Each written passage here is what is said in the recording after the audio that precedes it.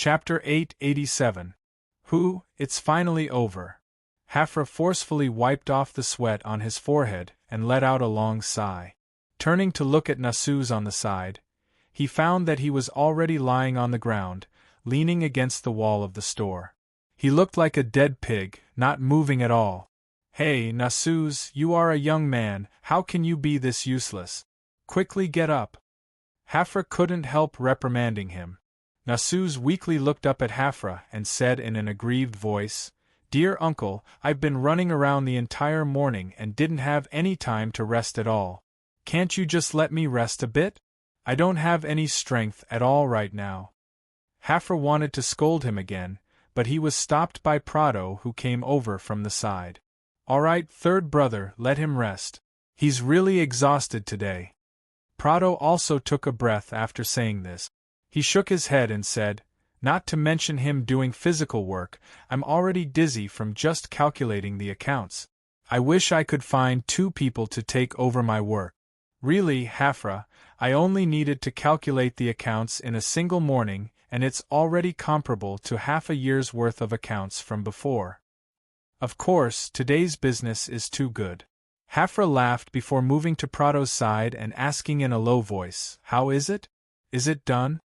Prado first raised a finger to make a shushing gesture, but he couldn't hold back the excitement in his heart. He looked around and gave a soft cough before raising 4 fingers to Hafra. Hafra's eyes immediately lit up. 4 fingers meant 4,000 gold coins. This also meant that in just a single morning, they had earned over 4,000 gold coins just from selling the 5,000 sets of clothes from the Lampari kingdom. If they took away the cost of buying the clothes and the cost of transporting them, their net profit was over 2,000 gold coins. God above, they earned 2,000 gold coins in a single morning? This was simply something that the previous Hafra would never have dared to dream of. "Big brother, are you sure you didn't make a mistake?" Hafra still didn't dare believe it. Of course, Prado knew what he was thinking, because after calculating the approximate account, he also couldn't believe his eyes. He had been in this business for more than 10 years and had been running his own shop for 7 years, but the largest amount of money he had ever handled was less than 10,000 gold coins. Moreover, the biggest account was the year-end account every year, which included the operating conditions of the whole year. Today, he personally recorded the accounts bit by bit, including the business situation of just one morning. It was completely different. According to the account, they had earned more than 2,000 gold coins in just one morning. If there was such a grand occasion every day, wouldn't he be able to earn more than 4,000 gold coins a day? Then, 365 days a year, wouldn't he be able to earn more than 1,000,000 gold coins a year? God above! Over 1,000,000 gold coins! Prado only saw a flash of golden light in front of his eyes, and his head felt dizzy. It was as if he was being shaken by a mountain of gold coins in his imagination. After calming himself down, Prado laughed at himself. His idea just now was an unrealistic fantasy. Actually, it was impossible to be as crazy as today every day for an entire year. In 365 days, if there was even a tenth of this grand occasion, it was already shocking enough. Even if it was only a tenth, it was still enough to earn over 100,000 gold coins a year. This was also a large number that made people feel dizzy. It was a number that the previous Prado didn't dare imagine he would be able to reach one day. "Relax, there won't be a mistake." Prado patted Hafra's shoulder, calming him down. However, he couldn't suppress the excitement in his heart no matter what, and he couldn't help breaking out in laughter. Hearing Prado's laughter, Hafra couldn't hold it in anymore and also broke out in laughter. Nasuz, sitting on the ground with his back against the wall, saw the two of them laughing, and he couldn't help laughing as well. Although this trip was just his uncle bringing him out to see the world and gain experience, so it wasn't related to him how much he gained, this trip had indeed opened his eyes a lot. At least he found that the Kanla Empire, one of the 2 empires of the continent, wasn't as far away as he thought before. Although the Kanla Empire was a giant, because everything he saw and heard on this trip made him feel that living in the Kanla Empire was far worse than living in the Lampari Kingdom. He felt a strange sense of superiority and pride. This made him not tremble like when he first came out, rather he was filled with confidence. This change in mentality was more important than any harvest for him, so it made him feel very carefree right now. The three of them laughed for a while before Prado gradually stopped and looked at Hafra. Hafra understood and told Nasuz to check the large transport magic car after resting for a bit before entering the store with Prado. The store was in a mess, with all the traces left behind by the customers who had gone to buy the clothes. It even made the clean store look a bit broken. Prado looked around the store and shook his head with a smile. This is my first time seeing people go this crazy when buying things. The last time I saw such a crazy scene was more than 20 years ago when a group of people crowded in front of a noble's house, waiting for the kind-hearted noble to give them a mouthful of porridge. Prado sighed softly as he said this. After saying this, Prado gave a sigh. 20 years have passed in a flash. Not only do I no longer need to worry about being hungry, a little fellow like Nasuz can even eat meat every day. It has to be said, this life really has changed quite a bit.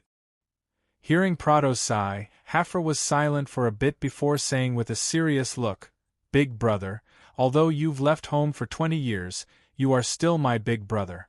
Our home in the Lampari Kingdom welcomes you back at any time. Mom and Dad are still here, they must be very happy that you're coming back to the family." Prado looked at Hafra and the smile on his face had a deep meaning. I said that I would go back, so I will definitely keep it. But before I go back, I want to ask you a few questions about the Lampari Kingdom. Big brother, you can ask whatever you want. You've left the Lampari Kingdom for too long, so you don't know how much has changed in the Lampari Kingdom. It's good to understand it ahead of time. Hafra honestly said. All right. Prado nodded. After thinking for a bit, he asked, "First the first question, which is the one that confuses me the most. Hafra, where did you get the goods that you've brought over?" Hearing the seriousness in Prado's voice, Hafra was a bit surprised. Seeing the serious look on Prado's face, as well as the trace of worry, he understood what he meant after thinking about it. "Ha, big brother, it can't be that you're worried that these goods aren't legitimate, right?" Prado was silent for a bit before nodding. "That's right. It's fine with the goods from before since you said that there are many companies in the Lampari Kingdom that are making those strange things called magic machines, so it isn't strange for you to get them. But the clothes this time. I've seriously looked over them. These clothes have fine designs and fine workmanship. Other than the cloth being a bit lacking, they shouldn't be cheap no matter how you look at them. But you're telling me that you can buy them for less than 20 silver coins in the Lampari Kingdom. This is just too unbelievable." Seeing the worry on Prado's face, Hafra couldn't help laughing. He walked over and patted Prado's shoulder as he said with a smile, "Big brother, that's why I said that you've left the Lampari Kingdom for too long and don't understand it at all. Let me tell you, right now in our Lampari Kingdom, these clothes are only worth 20 silver coins. I don't even need a single copper coin." "How could that be?" Prado turned around and took out a long dress that he had kept for his youngest daughter. He shook his hand and spread it out. "Look, even if we don't talk about the fabric of this dress, it's not inferior to the clothes worn by the nobles in the city. It's even better than the clothes worn by the nobles in the city. You're telling me that this dress only costs 20 silver coins?" That's the price." Hafra calmly nodded. "Of course, if you want a better cloth, it'll be a bit more expensive. You can buy a lilac cloth for around 50 silver coins, and it'll be much more comfortable to wear than this cotton one. That's why I told you not to keep it, because it really isn't anything good. Of course, it was my negligence. I came in a rush this time and forgot to bring a gift for my nieces and nephews. That isn't important." Prado waved his hand. "What I'm curious about is, why are the clothes of the Lampari Kingdom so cheap? If we keep these clothes here, As long as we keep them for a bit longer and don't sell them in a rush, I can guarantee that it won't be a problem to sell them for 3 gold coins or more. That's right, what is the lilac cloth you just mentioned? Oh, it's a new type of cloth that the Nightsong Tribe's elves and the Armani Chamber of Commerce have researched together. It's said that the main material comes from the roots of lilac flowers. Clothes made from this cloth will feel very soft and comfortable, it won't be any worse than silk. It's that mysterious? Prado's eyes opened wide, clearly not believing it. Moreover, what did you just say? The elves and human companies are researching together? This. Hey, big brother, when you return to the Lampari Kingdom, you'll find even more shocking things. Hafra said with a laugh. As for why these clothes are so cheap, the reason is very simple, it's because there are many of them. Just these low-grade cotton clothes, the Armani Chamber of Commerce can make over 10,000 of them each day. It would be strange if they could sell them for more, right? Chapter 888. Over 10,000 pieces a day? Prado couldn't help taking in a cold breath. He ran a clothing store himself, so of course he had a better understanding of this than normal people. As far as he knew, there were 23 tailor shops in Larue City. If he gathered a total of 300 tailors from these 23 tailor shops together and asked them to sew clothes day and night without stopping, he was afraid that they would only be able to make no more than 500 pieces of clothing in a day. However, the Armani Chamber of Commerce could make over 10,000 pieces a day, and each piece was made with such fine workmanship. This was simply incredible. This Armani Chamber of Commerce. What kind of magic do they have? Prado couldn't help asking. They do have some magic, but this magic comes from the Magic Textile Machine's New Flyer sold to them, so most of the credit goes to New Flyer. New Flyer again? Prado slightly knit his brows. He had heard this company's name from Hafra no less than 100 times. Whenever they talked about the Lampari Kingdom, Hafra would always mention it. It was like everything in the Lampari Kingdom was related to this company. Of course, the New Flyer is... As soon as Hafra opened his mouth, he paused. This was because he suddenly realized that if he wanted to explain the New Flyer to Prado, it wouldn't be something that could be done in a short period of time. Even if I explain to you that you haven't seen these mysterious magic machines before, you wouldn't understand. How about this? Hafra looked around and walked to the counter in the store. He picked up an iron cup used for drinking water and tapped it with his hand, letting out a crisp sound. Big brother, how much did you buy this cup for?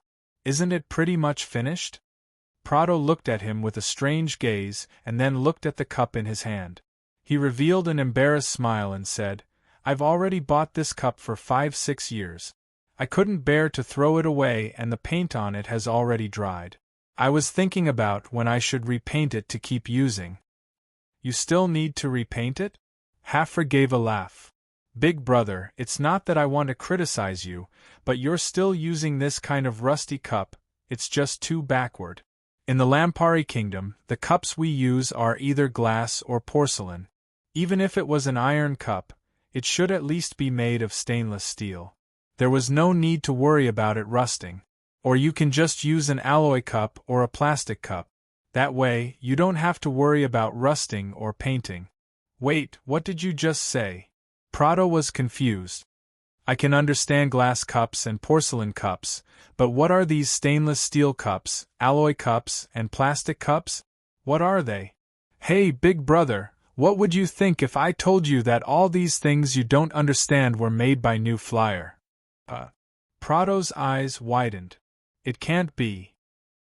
How can this New Flyer come up with so many novel things? This is the truth, Hafra said.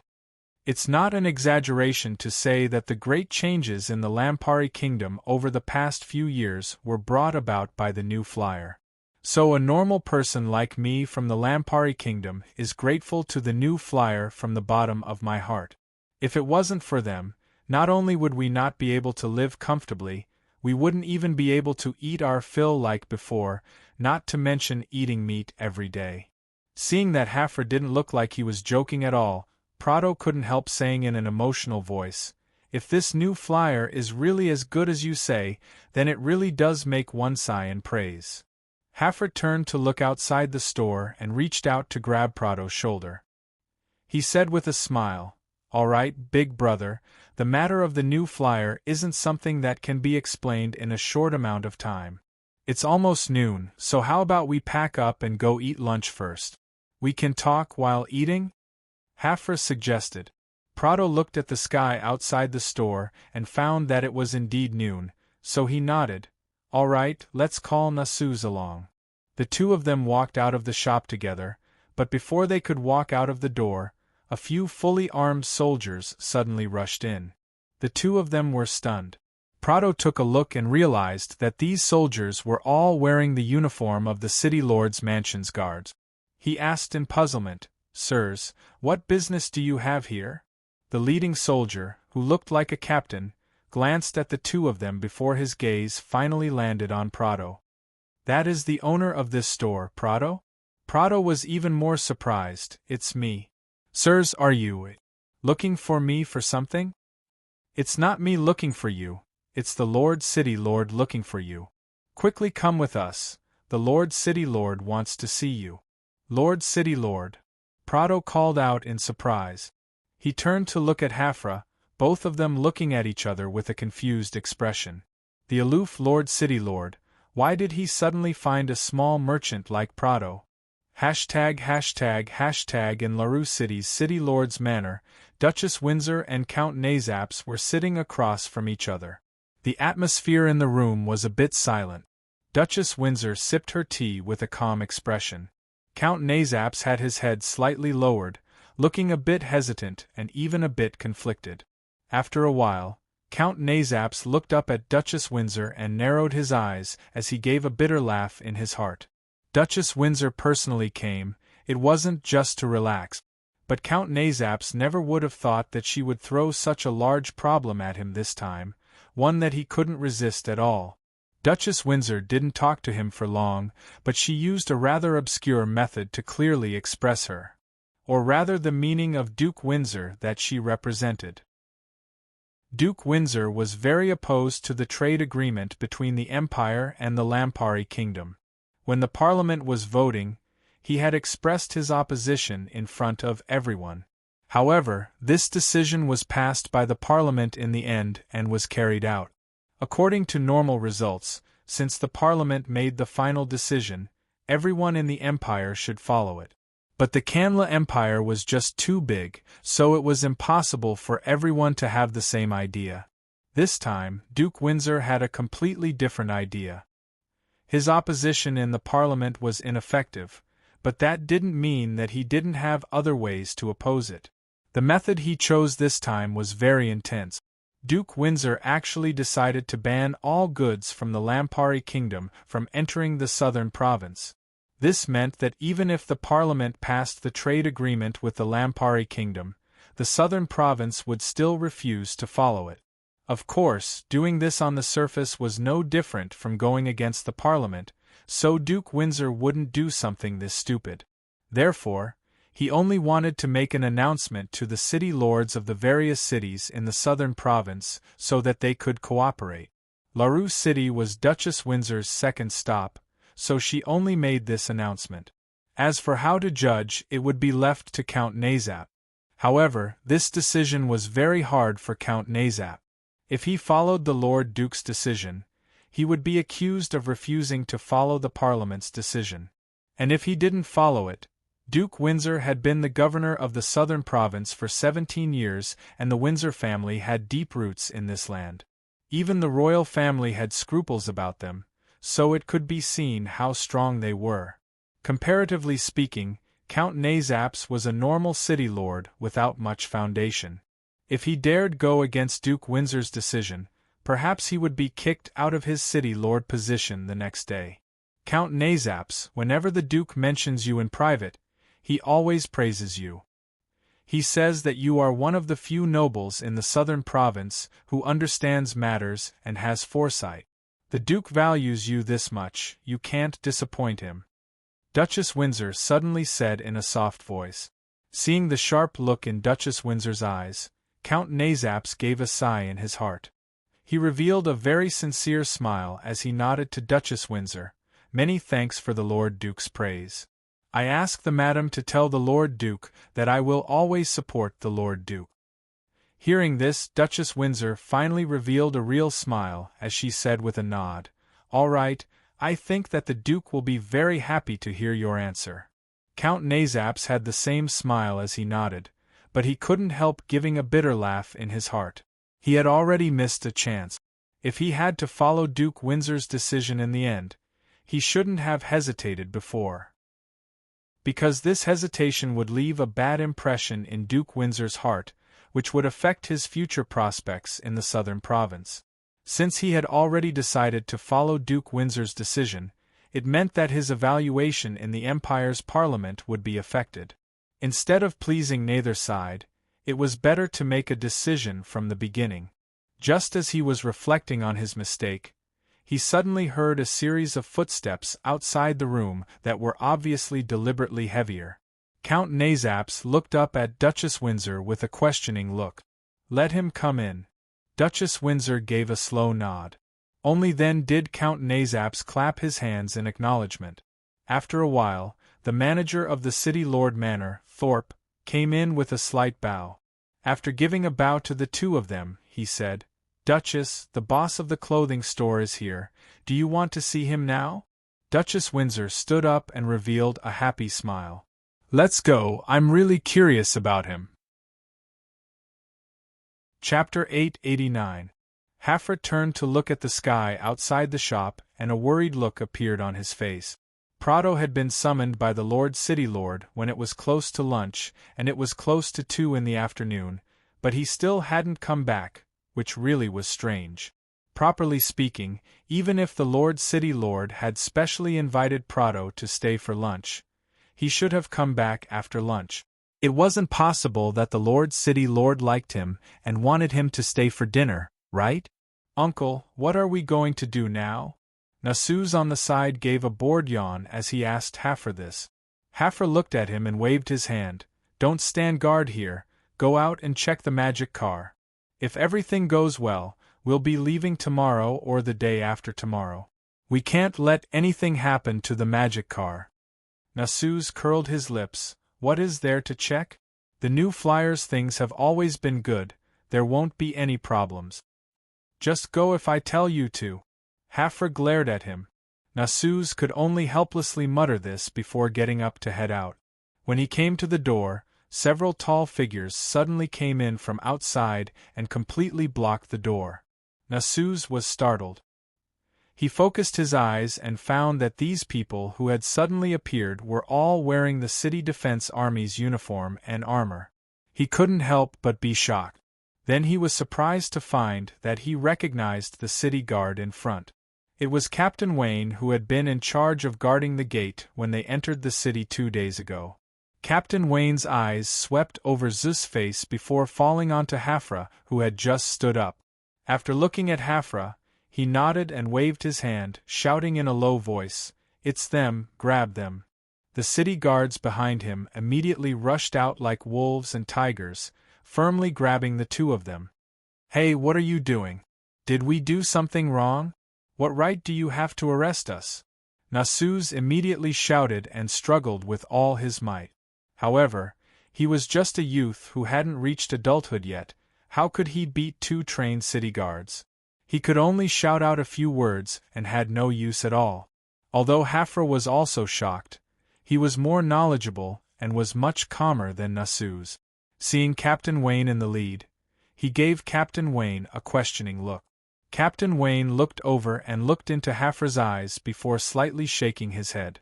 Hafra immediately understood and turned to roar at Nasuz, telling him to shut up.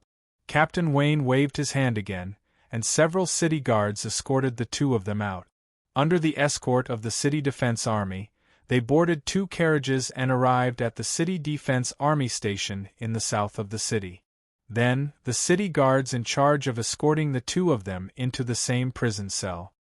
Uncle, what the hell is going on? When the guards left the cell, Nasuz couldn't help the panic in his heart as he asked Hafra this.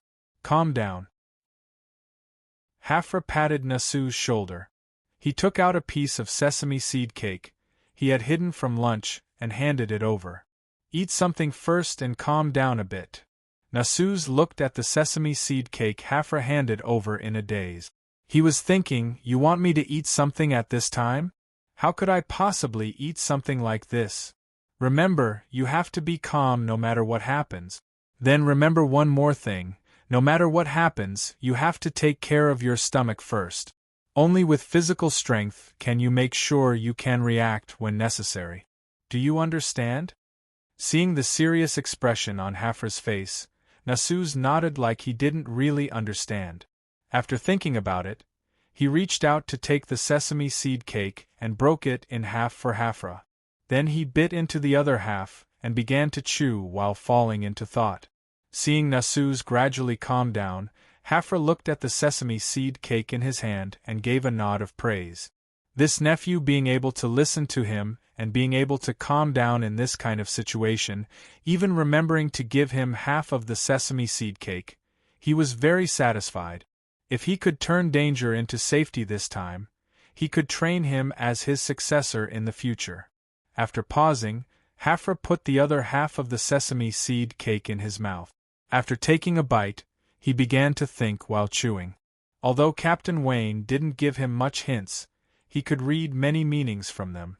First, Captain Wayne directly told him not to act rashly.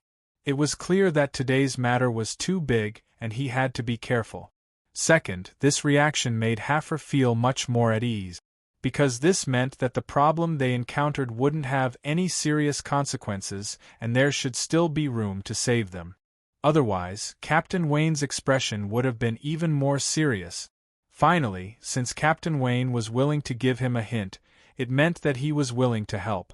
On this point, he might not be able to provide much help, but it was important to show such an attitude. It proved that this matter wasn't that serious. Otherwise, with Captain Wayne's status as the captain of the City Defense Army, he definitely wouldn't dare to get involved. Thinking of this, Hafra slowly let out a breath. He slowly leaned against the wall and closed his eyes, beginning to rest. Nasuz looked at Hafra and tilted his head to think for a bit. Then he simply laid down on the ground and fell asleep just like that. After around an hour, the sound of footsteps came from outside the cell. Hafra opened his eyes and found that Captain Wayne was the only one walking over. Moreover, he was very careful when he walked over, looking around from time to time. It seemed like he was sneaking around. Seeing Captain Wayne's appearance, Hafra's eyes lit up. He immediately stood up and walked to the door of the cell. Captain Wayne quickly walked to the side of the cell and saw that Hafra was already waiting inside. He couldn't help revealing a smile as he thought that this small merchant from outside the city was quite smart.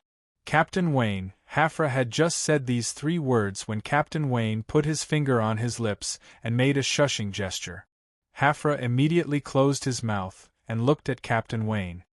Listen well, don't ask too much.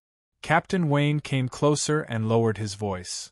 According to the information I've gathered, you've attracted the attention of an important person this time, so don't expect to escape punishment. However, you don't need to worry, you won't receive a serious punishment this time and your lives won't be in danger. Remember, there will be a trial tomorrow. Don't try to explain yourself and just admit it. This is because this is the result that the important person wants. If you don't cooperate, you know what I mean. Hearing Captain Wayne's serious words, Hafra nodded with a serious expression. He looked at the situation outside the cell and then reached into his chest. He took out a small bag of money and handed it over to Captain Wayne. Many thanks for Captain Wayne's help. I also ask you to help me ask around about my big brother, who is Prado. Captain Wayne hesitated a bit before putting the bag of money into his chest. I don't know about your big brother, but I've heard that he has only been locked up by the city lord. There shouldn't be any problems. All right, thank you. Remember what I just said. If you want to keep your life, then cooperate. After throwing down these words, Captain Wayne quickly left. Watching Captain Wayne disappear into the cell, Hafra fell into thought for a bit. He turned around and woke up the sleeping Nasuz, whispering to him. ####. 3 days later, Hafra, Prado, and Nasuz sat in a horse carriage and quickly left Larue City. Nasuz turned back to look at the high gates of Larue City, and his face was filled with unwillingness. "Uncle, are we going back like this?" Hafra and Prado looked at each other before giving a sigh and shaking their heads. "All right, it's already good that we can leave this time.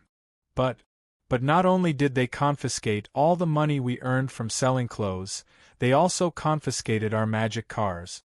Based on what?" Nasuz's young face was filled with rage. Could it be that the people of the Kanla Empire don't care about the law? Prado on the side looked a bit awkward, but the anger and dissatisfaction in his heart made it so that he didn't want to refute him at all. 3 days ago, when he was suddenly summoned by the city lord and the noble lady beside him were quite pleasant to him at first, asking him some questions about the clothes he sold. Prado thought that the clothes he sold had attracted the interest of the city lord and the noble lady, so he was very happy. But when he explained that the clothes came from the Lampari kingdom, the noble lady suddenly fell out with him. The city lord had people catch him and send him to jail. Then after a trial that was clearly just a formality, they were found guilty of fraud and deliberately concealing taxes.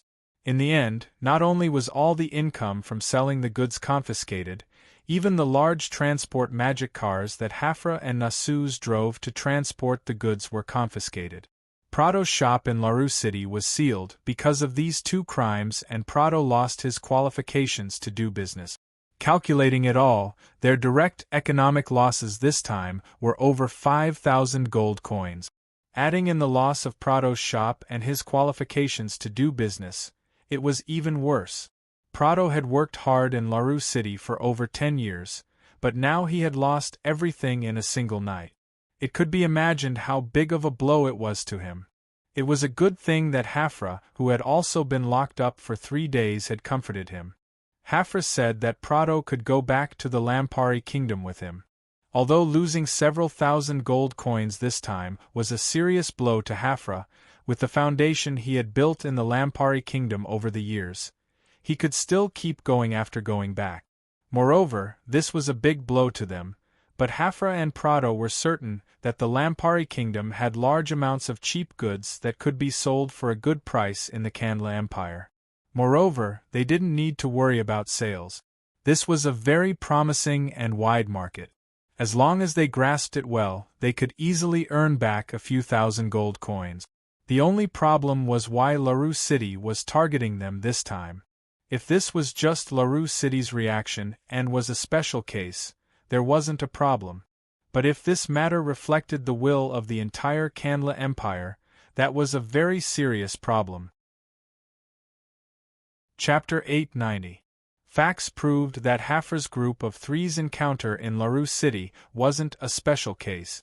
After the Lampari Kingdom and the Kanla Empire signed a new trade agreement, Hafra wasn't the only merchant who saw this business opportunity. In the past few months, large amounts of Lampari Kingdom merchants brought large amounts of goods from the Lampari Kingdom into the Kanla Empire. With the cheap and easy-to-use goods from the Lampari Kingdom, these merchants earned a lot from the Kanla Empire. This situation should have continued, but since May, there had been several cases of merchants from the Lampari Kingdom being arrested in the southern province of the Kanla Empire. They had their goods confiscated and then expelled, which attracted quite a bit of attention. Although the officials of the southern province explained that these merchants from the Lampari Kingdom had gone against the rules of the Kanla Empire, even going against the Empire's laws, they had also given all kinds of evidence to prove this. But people with discerning eyes could easily see that the southern province was clearly targeting the merchants from the Lampari Kingdom. This was because although the same situation targeting the merchants from the Lampari Kingdom had happened in other parts of the Kanla Empire, it wasn't as dense as the southern province. Moreover, there was the shadow of the southern province's officials in these matters, so it was hard for people not to think that they were being targeted. But the problem was, why did the southern province have to target the merchants from the Lampari kingdom? This question was something that the Lampari kingdom wanted to understand. Queen Serene even wrote a letter to the Kanla Empire's Department of Commerce, asking them to give an explanation. However, the only response she received from the Kanla Empire was a letter from the Kanla Empire's Department of Commerce Minister Marquis Descartes. In the letter, Marquis Descartes said that the southern province's matter was just an accident and didn't represent the attitude of the Kanla Empire. So he hoped that the Lampari kingdom wouldn't be too nervous and that the Kanla Empire was still willing to trade with the Lampari kingdom, although the meaning in Descartes' Marquis letter seemed correct. His tone and attitude clearly showed that he didn't care. In the end, the Lampari kingdom's side had Her Majesty Serene personally write a letter. Although the Kanla Empire didn't need the emperor to personally write a letter, they should have at least sent someone with more weight. Moreover, at least the Kanla Empire's side had to give a reasonable explanation. It wasn't like Descartes' Marquis letter, being so relaxed and not caring. This didn't show any sincerity in solving the problem at all. Ha, you think that the Kanla Empire really treats your Lampari kingdom as an equal? It's clear that they just don't want to make more enemies in the previous situation. Now that they've found that the Kingdom of Roer can't pose a threat to them, they can't help feeling a sense of superiority that belongs to an empire. It's like this isn't related to you at all. Serene snappily rolled her eyes at Sui. Since the Kanla Empire is targeting our Lampari kingdom's merchants, of course they will target your new flyer. Do you really think that you can be this relaxed? Of course, why not? Sui gave a shrug. I'll be honest with you, there is one thing that the Kanla Empire isn't wrong about. This time targeting your Lampari kingdom's merchants, if nothing unexpected happens, it should be the actions of the Kanla Empire's southern province and not the actions of the entire Kanla Empire. Why are you so certain? Serene doubtfully looked at Sui. Because, the southern province's governor is Duke Windsor and he has a personal grudge with our new flyer, so it isn't strange that he would target your Lampari kingdom's merchants. This is because most of the things you merchants bring are magic machines and related things. Sui replied. You have a personal grudge with this Duke Windsor? Serene had a look of disbelief. Serene's eyes were filled with disbelief. Your company has never entered the Kanla Empire, how could you have a grudge with the southern province's governor? It's a long story. Sui gave a helpless smile. He thought that it wasn't them who wanted to have a grudge, but rather the other side came looking for a grudge, so they couldn't blame them. Alright, let's get back to business. Serene, I suggested to you before that you should have your Lampari Kingdom's officials come out and gather the Lampari Kingdom's merchants who came to the Kanla Empire to do business together. That way, they would have a unified command, and not only would it make it easier for them to help each other, it would also help your Lampari Kingdom manage these merchants. It's a pity that you rejected me back then. I was just worried that many of these merchants had the support of the nobles of the kingdom behind them. If I came out, it was very likely that the nobles would be vigilant, which wouldn't be good. Looking at it now, these nobles can't even take care of these simple matters. It really makes me disappointed. Serene said with a soft sigh. You can't blame them for this. Sui shook his head. The Lampari Kingdom has a rule that the nobles can't do business, so they can't directly use their power. Then again, they are only nobles in the end, they can't represent the Lampari Kingdom. When encountering this kind of matter, could it be that you're counting on them to go against the Kanla Empire? Indeed. This was my negligence. Serene honestly nodded. Then Sui, your meaning is? Our company has already reached an agreement with His Highness Frank.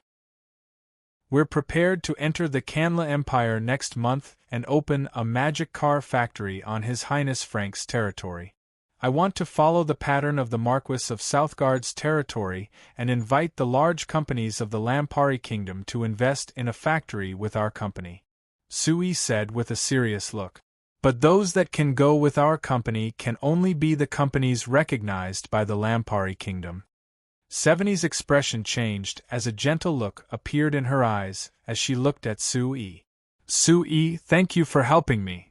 Don't misunderstand, I'm not just helping you. The Kanla Empire's situation is more complicated than the Mala Empire's. I don't want to bring a bunch of stragglers with different thoughts, that would only cause trouble for me." Sui waved his hand as he spoke. "Is that so?" Seveni revealed a faint smile and didn't keep asking. She thought about it before saying, "All right, I'll help you investigate these companies. Right, the 13 companies that I picked out before have already been arranged. Do you want to include them as well? After all, they have some foundation in the Kanla Empire." "All right. They were part of my plans to begin with, and the things they can do in the past might be more than the other companies." Sui revealed a sly smile. "All right, this matter will be decided like this for now." Seveni paused before suddenly asking, "Speaking of this, Sui, you said that your company has a personal grudge with the Kanla Empire's southern province's governor, so I'm certain that because of the Kingdom of Ruhr, there will be many people in the Kanla Empire who will be dissatisfied with your new flyer and will even be filled with hostility. Are you certain that in this situation, you'll be able to smoothly open a path in the Kanla Empire? You have to understand something." The smile on Suyi's face was filled with confidence and even a trace of pride. "This time, the Kanla Empire is begging our company, and not the other way around." After saying this, it was like Sui suddenly thought of something funny and he gave a laugh. "Hey, Seveni, when I was comparing the Mala Empire to the Kanla Empire, I suddenly felt that the Kanla Empire was simply stupid. When they suddenly announced that they wanted to cooperate with your Lampari Kingdom, I thought that it was a good move. But I never thought that in just a few months, they would start suppressing the merchants of your Lampari Kingdom. What should I say? Could it be that this is the legendary 'you won't die if you don't seek death'?" Seveni looked at Sui in surprise. Why was this fellow filled with confidence when facing the Kanla Empire, even filled with a sense of superiority? This giant empire, it was like it wasn't worth paying attention to in his eyes. This really was very strange, because towards the Mala Empire, which was also one of the 2 empires of the continent, Suyi's attitude was clearly different. Thinking of this, Seveni suddenly thought of a problem. "Right, Sui, the military representatives of the Malar Empire and the Kanla Empire appeared in your new flyer's main base at the same time and seemed to have met each other. How did they take care of it?" "They didn't take care of it. They went back to their homes and did what they were supposed to do. You know that I'm not asking about this." Seveni revealed a rare pouting expression as she glared at Sui. "I'm asking about the follow-up. How did you take care of it?" "As for the follow-up, we've already signed an agreement with the Mala Empire's army headquarters. We will sell 50,000 magic repeating crossbows, 3,000 individual magic bazookas, 2,000 large transport magic cars, and 5 magic airships to the Mala Empire. As for the Kanla Empire, that's what I told you just now. The Malar Empire really is generous." Seveni couldn't help being stunned before finding that something was wrong. "Wait, 5 magic airships? Sui, you still haven't given us 100 magic airships yet." Sui laughed. "Anyway, we're still lacking several dozen, so it's fine if we take 5 of them to open the eyes of those fellows from the Malar Empire first." "You?" Seveni's beautiful brows knit as if she wanted to be angry, but then she revealed a smile. "All right, you have to compensate me." Sui rolled his eyes. Since Seveni took the throne, she really had become more and more sly. "All right, Your Majesty, please tell me your request. As long as I can do it, I promise I won't decline." "Is that so?" Seveni narrowed her eyes and her eyes turned into crescent moons. Chapter 891. The leaves on the trees gradually turned dark green, which meant that the season was slowly approaching the hot summer. Like before, in the beginning of summer each year, the sales of various household magic machines would soar. Among them, there were the magic fans, magic refrigerators, magic air conditioners, and other household magic machines that could cool people down in the summer. What was different from before was that this year, the household magic machines produced by the Lampari Kingdom and the surrounding countries no longer stayed in the southwest countries. Rather, they were heading to the Mala Empire, the Kanla Empire, and even further countries. Since the war between the Kingdom of Roor and the Kanla Empire, all the countries on the signs knew about the mysterious military magic machines. At the same time, they also knew that other than the military magic machines, there were also the concept of household magic machines. Among the various household magic machines, the ones that most people cared about the most were the household magic machines that were closest to their lives.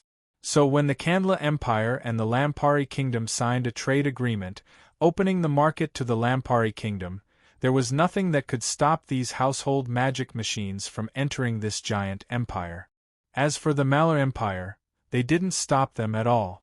Because the Marquis of Southgard had already cooperated with the New Flyer and the Lampari Kingdom's magic machine companies, the citizens of the Mala Empire had accepted the existence of household magic machines earlier than the Kanla Empire. Compared to the Kanla Empire, the only disadvantage the Mala Empire had was that they were in the north of the continent. They were quite far from the southwest countries where the magic machine companies were based. Regarding this problem, the Malar Empire's response wasn't slow. In less than half a month after the representatives of the Malar Empire's army returned, the Amsterdam Chamber of Commerce received a cooperation agreement from the Malar Empire. They hoped that the Amsterdam Chamber of Commerce would enter the Mala Empire and help build several roads in the Mala Empire. At the same time, they hoped that the Amsterdam Chamber of Commerce could connect the roads in the Mala Empire with the roads in the Falk Kingdom that were close to the Mala Empire, creating a convenient path to the Lampari Kingdom and the Mala Empire. The Amsterdam Chamber of Commerce, of course, happily accepted this. The Marlow Empire's territory was even bigger than the southwest countries added together. If they could completely pave the roads, the benefits they could obtain would be hard to imagine. After signing the preliminary agreement, the Amsterdam Chamber of Commerce almost immediately sent a geological exploration team to the Malar Empire to prepare for the upcoming road paving. The road that was previously paved in the southwest province of the Mala Empire also began to expand because of the signing of this agreement. If there were no accidents, a direct road to the Mala Empire's capital, Angelo City, could be built within the next year. The total mileage of this road was estimated to be more than 2,000 kilometers. It could be said that it was the longest road paved by the Amsterdam Chamber of Commerce. According to President Cruz, this was an opportunity for the Amsterdam Chamber of Commerce, but also a challenge for them. If they could successfully pave this long and complicated road, it would be a great improvement for the entire Amsterdam Chamber of Commerce. Sui didn't pay much attention to this. As a person who crossed over from Earth, he always thought that the roads built by the Amsterdam Chamber of Commerce could only be regarded as the lowest level of roads on Earth. Not to mention compared to those expensive highways, even compared to ordinary national roads, it was still a lot worse. The road paved by the Amsterdam Chamber of Commerce was still far away. However, he didn't have time to pay attention to the challenge faced by the Amsterdam Chamber of Commerce. This was because New Flyer was currently facing an even more difficult challenge. Sui looked up at the sky. He found that the sky was clear and the sun was shining. He then looked down at the sea in the distance. He found that the waves on the sea were slightly rolling. It could almost be regarded as calm. Very good. Sui nodded with satisfaction. It seems that today is a good day to go out to sea. Narvel, the general manager of the New Flyer's transport fleet, smiled. Of course, we chose the day a long time ago. We knew that today would be calm. Then can you guarantee that every day will be calm? Sui asked back with a smile. Narvel immediately waved his hand. Sir Chairman, you're joking. The situation at sea is very complicated. It might be calm one minute, but the next minute, there will be a storm. Our group has already suffered enough. We encountered these situations in the southern seas. Do you think that if we go north, the endless seas will be the same? Sui asked again. Narvel turned to look at the endless sea north of the Black Rice Harbor. After a moment of silence, he shook his head. I'm not sure. But Sir Chairman, I believe that with our many years of experience on the sea, even if we go on a completely new route, there won't be any problems. Of course, the most important thing is that we have the best ship in the world. As long as we ride it, we won't have to worry at all. Sui smiled faintly and patted Narvel's shoulder. It's because of your confidence that the mission of sending a transport fleet to the Mala Empire will be given to you. Narvel gave a salute to Sui and said seriously, Sir Chairman, don't worry, I will definitely complete this mission perfectly. Seeing his serious face, Sui slowly shook his head. I don't need you to act like you're going to risk your life to complete this mission. Remember, this is just an exploration. It's good if you succeed, but if you encounter any problems and can't continue, your first choice is not to risk your life to continue, but to bring the people back safely. Do you understand what I mean? Narvel was stunned and looked seriously at Sui's expression. Seeing his serious face, he asked hesitantly, then, Sir Chairman, if there really is a problem, we won't even take the goods? Nonsense. Are the goods more important than the people? Sui reprimanded. Remember, if the goods are lost, they can be made again, but if the people are lost, they can't be found. Compared to the goods, you people are much more important. I'm having you open a route this time, not to send you to your death. Oh, I understand. Narvel gave a slight nod. All right, Sir Chairman, I will definitely do my best to complete this mission. Of course, this is based on ensuring everyone's safety. It's good that you understand. Sui nodded. For your success this time, I've specially arranged 2 magic airships for you to go with you. This is to prepare for any accidents so that you can make more flexible choices. Remember, you have to keep in contact with the commanders of the 2 magic airships to avoid any accident. I understand, Sir Chairman can be assured. Good, go and prepare. Sui patted his shoulder again, indicating for him to leave. Narvel gave a bow to Sui before turning to head to the large transport magic ship that was docked at the Black Rice Harbor.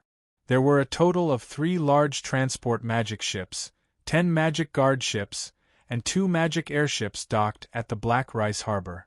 After Narvel finished his preparations, the 2 magic airships would fly to the large transport magic ships and head north with them. The destination of this fleet was the northern harbor of the Mala Empire. The goal of the new flyer transport fleet this time, other than transporting the military and civilian magic machines that the Mala Empire had ordered from the new flyer, they also had the important task of opening a route. Before this, there had never been a fleet that had tried to make this kind of voyage. Because according to the most rough map of Signs, to go from the Black Rice Harbor in the southwest of Signs to the harbor in the north of the Mala Empire, they had to travel at least 5,000 kilometers. This kind of terrifying distance, there had never been a ship that could safely reach it before. Even if the new flyer transport fleet had set off from the Principality of Constantine many times, crossing 3,000 kilometers to reach the Nozdormu Business Union Kingdom in the southeast corner of Signs, they still couldn't compare to this voyage. Other than being 2,000 kilometers, the more important problem was that sailing north was completely different from sailing south. The endless seas in the south changed a lot, but no one knew how the endless seas in the north changed. Without experience, it meant that there were many unknown dangers. Moreover, according to the information provided by the Mala Empire, the northern seas would be frozen for half a year. The only time they could sail each year was from early summer to early autumn, which was 4 to 5 months. With the speed of the new flyer transport fleet, even if everything was normal, it would take over half a month for a round trip. Adding in the time it took to resupply and the time it took to load the goods, it would take at least a month for a round trip. If there was an accident, it was impossible to estimate how long it would take. Because there were too many unpredictable dangers along the way, and because this was the first time the new flyer and the Mala Empire had made a direct connection, Sui attached great importance to this. Not only had he prepared the most experienced people for this fleet, he had even specially allocated 2 magic airships to help. With the 300 fully armed new flyer guards on this fleet, as long as they didn't meet a particularly strong natural disaster, there shouldn't be any dangers that could threaten them. After around half an hour, the fleet had finished their preparations. Sui didn't listen to Narvel's suggestion to give a speech on the large transport magic ship because he didn't want to make this voyage too serious and increase the pressure on the people on the ship. It was like he said to Narvel before, people were the most important. Even if this voyage experiment failed, they could just come back next time. But if they were gone, these people with rich voyage experience would be hard to find. After everything was prepared, the large transport magic ship that Narvel was on fired 3 magic cannons at the sea before slowly setting off. The other 2 large transport magic ships and 10 guard ships followed behind. A total of 13 ships slowly left the Black Rice Harbor before gradually accelerating, disappearing into the far north of the endless seas not long after. Sui, who was watching the fleet disappear in the distance, was calculating how many days they could last with their supplies when he suddenly felt something tugging at the corner of his clothes. It was the clear voice of a little girl that came from below. "Hey, Sir Chairman, when can we truly begin exploring the depths of the endless seas?" Chapter 892. Sui squatted down, keeping his eyes level with the little girl in front of him. "Hey, Lumi, are you in a rush?" The halfling girl Lumi, who was like a little girl, pouted her lips, looking very cute. "Of course I'm in a rush. I want to find my clansmen right now." Sui revealed a smile. He thought that even if you really went on a voyage and found a new continent, you might not be able to find your clansmen. Because the sign's navigation technology was so bad, perhaps the halflings that escaped from the signs might have already been buried on the endless seas. Of course, Sui couldn't say this out loud. "Don't be in a rush because this matter can't be rushed." Sui shook his head. "Just talking about a voyage, do you think that with our company's current shipbuilding technology, there won't be any problems for a fleet to sail thousands of kilometers across the endless seas?" Lumi fell silent. She lowered her head to think for a bit before shaking her head in a depressed manner. Since she joined the new flyer, she had always been an engineer in the shipyard. She was even more clear on the new flyer's shipbuilding technology than Sui. Of course she understood that with the new flyer's shipbuilding technology, although they could support a fleet on a voyage, even being able to explore the Mala Empire that was thousands of kilometers away, it was very hard for them to support a fleet exploring the endless seas. The difference was that the current ocean voyages were still considered coastal voyages, but things like exploring the new continent would be extremely deep into the endless sea, truly entering the boundless sea to explore. If there was an accident, they could find a way to return to land for help if they went on a voyage, but they might not be able to approach land if they went on a voyage. Once there was an accident, the result might be the destruction of the ship. This was also the main reason why Sui dared to let Narvel and the others explore the new route, but he wasn't willing to let Lumi explore the seas. Seeing the disappointment on Lumi's face, Sui said with a smile, "Lumi, actually if it's just to explore the new continent, you don't have to use the magic boats to explore the seas. There is another method that can achieve this goal." "Really?" Lumi looked at Sui in surprise. "Of course there is." Sui stretched out a finger and pointed at the sky above his head. "Compared to the turbulent and unpredictable sea, don't you think the sky is more reliable?" Lumi was stunned. "Sir Chairman, could it be that you want to use the magic airship to explore?" But wasn't the magic airship only able to fly 1,000 kilometers? How could it be enough to fly to the new world? That's only for now. Sue-Yi smiled. When the magic airship was first developed, it could only fly 300 kilometers away and its fastest speed was less than 50 kilometers per hour. But now it can fly over 1,000 kilometers and its fastest speed is over 120 kilometers per hour. At this rate of development, I feel that it will soon break through to an unimaginable level. But it's impossible for it to fly more than 10,000 kilometers in one go. Lumi still didn't believe it. Sue-Yi smiled, thinking to himself that it wasn't impossible for a large passenger plane on Earth to fly 10,000 kilometers in one go. And if it was refueled in the air, it would fly even longer. Of course, this required there to be a base that could resupply on the way. Sue-Yi looked at the deep sea in the distance.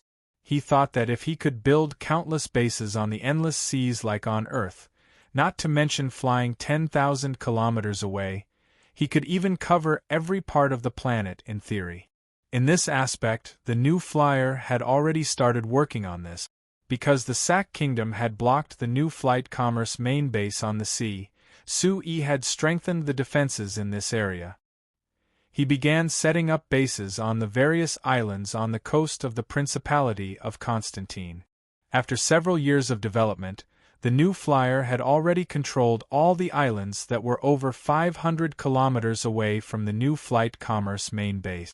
If the magic airship took off from the new flight commerce main base, within these 500 kilometers, they could find any island with a base and resupply, which was equal to taking off with full strength. If this range of control was extended to the endless seas, according to the magic airships that Evita sent out to explore the seas, they would find that over 1,000 kilometers away from the Frestec Chamber of Commerce's main base, there were many small and large islands.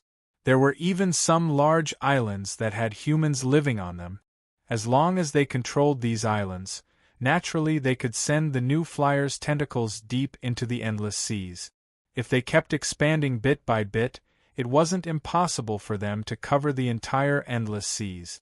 At that time, exploring new continents wouldn't be a problem. Sir Chairman, When you mentioned the magic airship, I suddenly thought of something. Lumi suddenly raised her voice to cut off Sue-Yi's thoughts. What is it? Actually, I have a blueprint for the magic airship that my clansmen designed for the elves in the past, but I forgot it in the Azhara tribe. If you're interested, I can go back and bring it back. I think that after Chief Evita sees this blueprint, it will definitely help her research on the magic airship, Lumi said. Seeing Lumi's expectant look, Sue-Yi narrowed his eyes and couldn't help giving a laugh. Although this Lumi didn't seem that different from a little human girl, she was a halfling that had lived for several hundred years.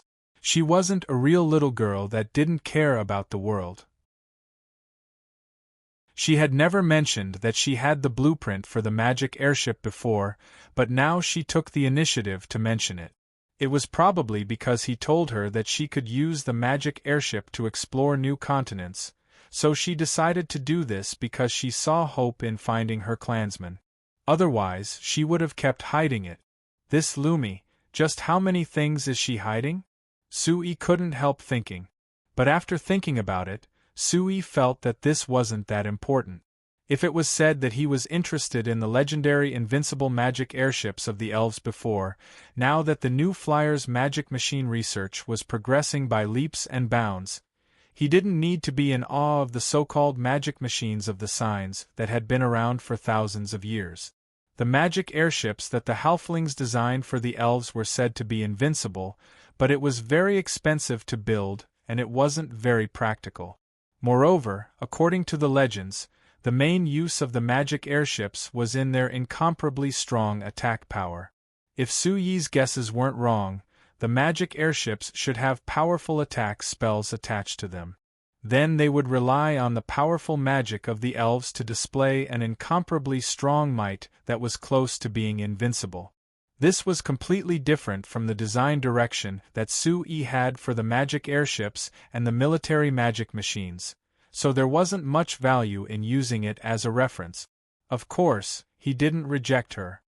He just nodded and said with a smile, "Alright, if we can use the legendary magic airships as a reference, Evita will definitely gain many inspirations." Even if it didn't match the direction of New Flyer's research, Sue still believed that this thing would have some use. Not to mention that Lumi had taken the initiative to mention this, so it wasn't good to reject her good intentions.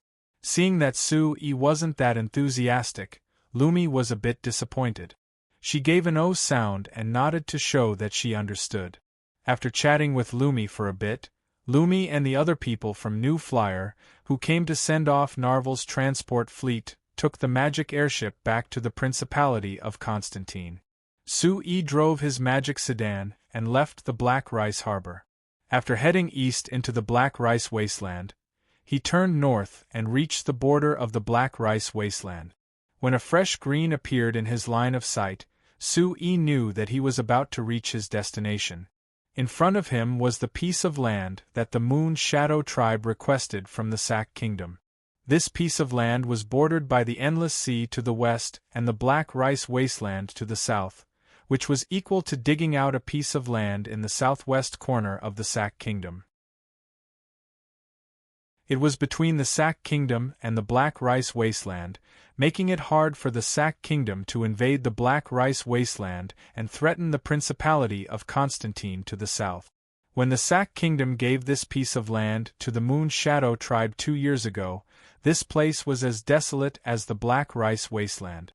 But now that 2 years had passed, this place had become a green forest that was filled with life. There was an old saying in the signs that there was always green and life under the feet of the elves, which was perfectly reflected in this piece of land. Suyi's magic sedan had just arrived at the edge of the forest when a group of fully armed Moon Shadow Tribe elves came out. Of course, they were only here to welcome Suyi. Although Elder Lysania was very interested in driving the magic car, because of the stubbornness of the elves, the Moon Shadow Tribe's territory still had the unique appearance of the elves. The forest was the most primitive place, but there weren't any clear roads. So Suyi could only give up on the magic sedan and follow the elves who came to welcome him. This caused him to spend close to an hour before he finally reached the depths of the forest and met Elder Lysania, who he hadn't seen in a long time. "Chairman Su, if I remember correctly, this is your first time here since we took over, right?" Elder Lysania asked with a smile. "You didn't remember wrong, this is indeed my first time here." Suyi nodded, but his eyes fell onto Elder Elucia beside Elder Lysania. "Elder Elucia, where's Agnes?" Chapter 893. Elder Elucia smiled as she looked at Suyi. The smile on her face was even more intimate than before. "Agnes is waiting for you, go and see her." "All right," Suyi replied and didn't chat with the two elders. He was led by a female elf from the Moon Shadow tribe who was in charge of leading the way, entering a large treehouse in the tribe's territory. Inside the treehouse, Agnes was resting with her eyes closed, but hearing the footsteps outside, she immediately opened her eyes wide and looked at the door with a look of expectation. Seeing Suyi walk in, Agnes jumped out of the bed and threw herself into Suyi's embrace. "Sir Chairman, you finally came to see me." Suyi rolled his eyes. "I wanted to see you a long time ago, but Elder Lysania and Elder Elucia didn't let me." Agnes giggled. "Don't blame the elders, they just wanted me to safely give birth to this child." Hearing Agnes mention the child, Suyi looked around, but he didn't see anyone else in the room. "Where's the child?" "The elders said that the child's situation is still unstable, so they've been keeping him in the moon well for observation," Agnes replied. "Unstable? What's going on?" Suyi was a bit curious and a bit worried. This was his and Agnes' first child, so it had a very important meaning. If something happened, the consequences would be very serious. Seeing Suyi's nervous face, Agnes happily shook her head. "It's fine, it's not a big problem. It's just that the elders place too much importance on him, so they are very careful with him." "Him? It's a boy?" Sue keenly noticed this. It's a very beautiful boy. He looks very much like you," Agnes said with a smile. "How could he be beautiful if he looks like me?" "He's only beautiful if he looks like you." Sue laughed. Actually, a week ago, when he received Elder Lasagna's notice that Agnes and his child had been safely born, he still felt that it was unreal. Although Agnes had left him for a year and a half and he had guessed that Agnes was pregnant with his child, when he found out that Agnes had really given birth to this child, he still felt that it was a bit strange. According to what Elder Lasagna and Elder Elucia said, this was the first time in the history of the signs that both sides, especially the elves, had acknowledged this union between a human and an elf. The other side of this union happened to be Sue himself. "Let's go see the child together," Sue suggested. "Sure, but we have to inform the elders first." Agnes hand with Sue and Elder Elucia and Elder Lasagna. The four of them went into the depths of the tribe and came to the moon well in the center of the tribe. On the surface of the moon well that was sparkling with starlight, there was a small wooden basin that was gently floating in the wind. In the wooden basin, there was a baby that looked no different from a human baby lying inside. His eyes were closed and he looked like he was peacefully sleeping. "This is our child? Why can't I see any elven characteristics?" Sue asked in a curious voice. Elder Lasagna and Elder Elucia on the side looked at each other with a helpless expression. "There's no other way, the genetic characteristics of you humans are too obvious. According to the tribe's records, as long as another race marries a human, the child born will always look more and more like a human.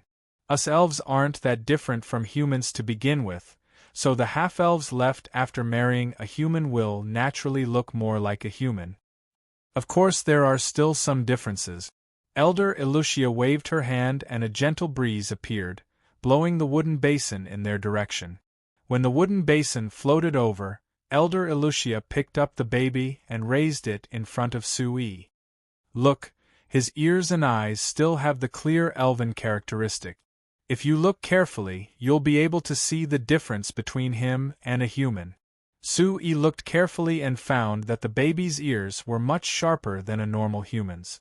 Although it wasn't as sharp as a normal elf's ears, it was still very easy to see the difference between him and a normal human's ears.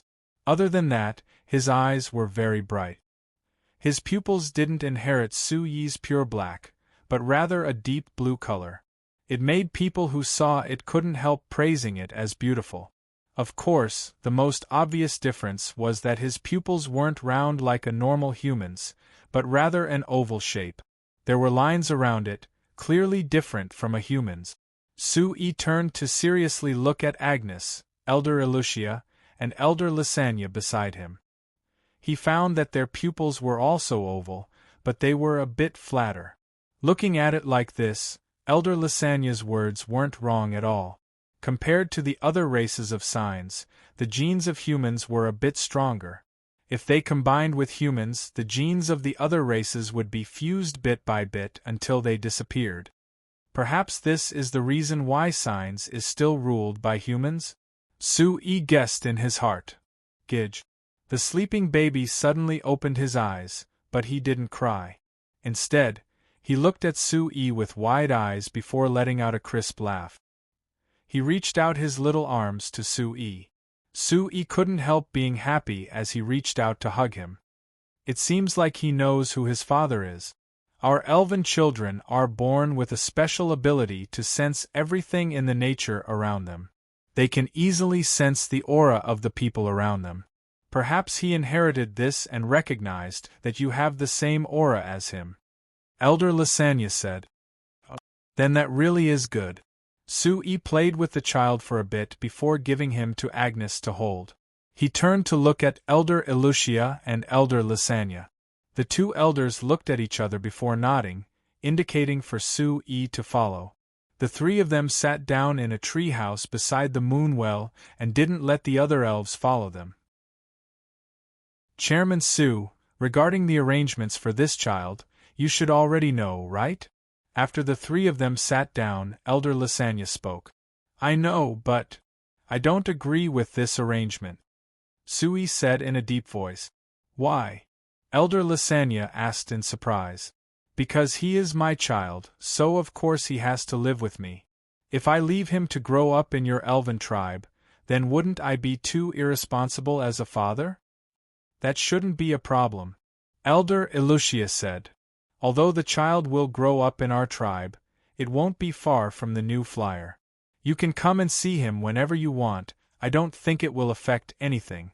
I've said it before, he is my child, so he has to live with me.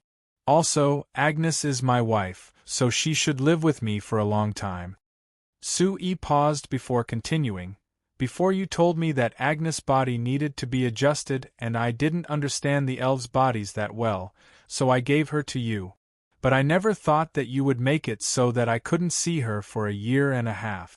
I'm very dissatisfied with this, so this child, I won't give it to you no matter what. Seeing Suyi's serious expression, Elder Elucia and Elder Lysania couldn't help knitting their brows. They had known Sui for a long time and had interacted with him many times, so of course they knew that it was rare for Sui to have this kind of expression.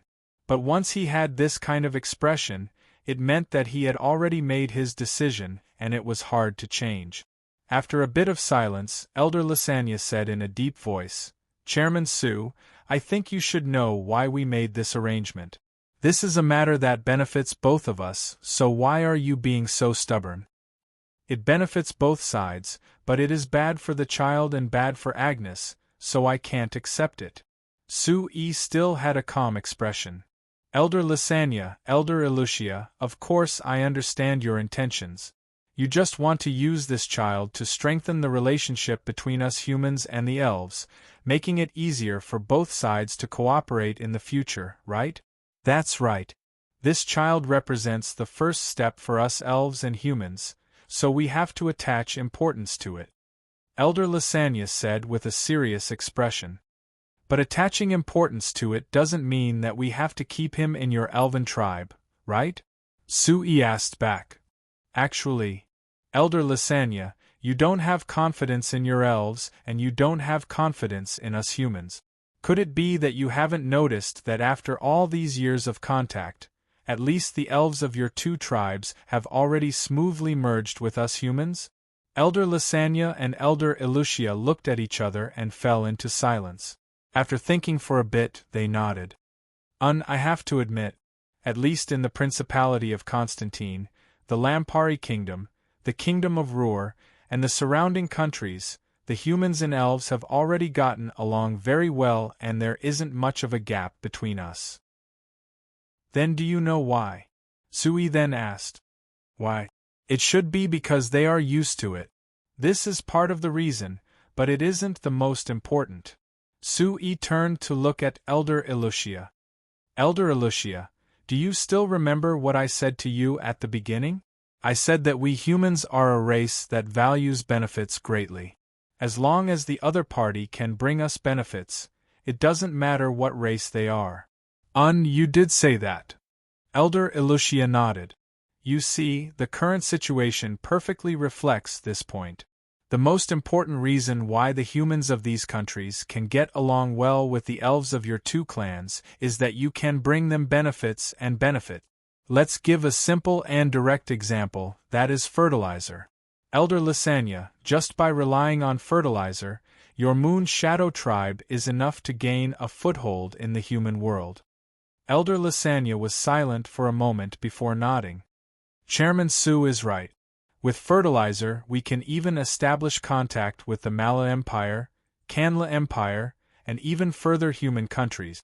And when discussing matters related to fertilizer, these humans have never looked at us differently because we are elves. Speaking to here, Elder Lysania glanced at Sui with a mocking smile. So when discussing business with those cunning human merchants, we have suffered a lot because of this.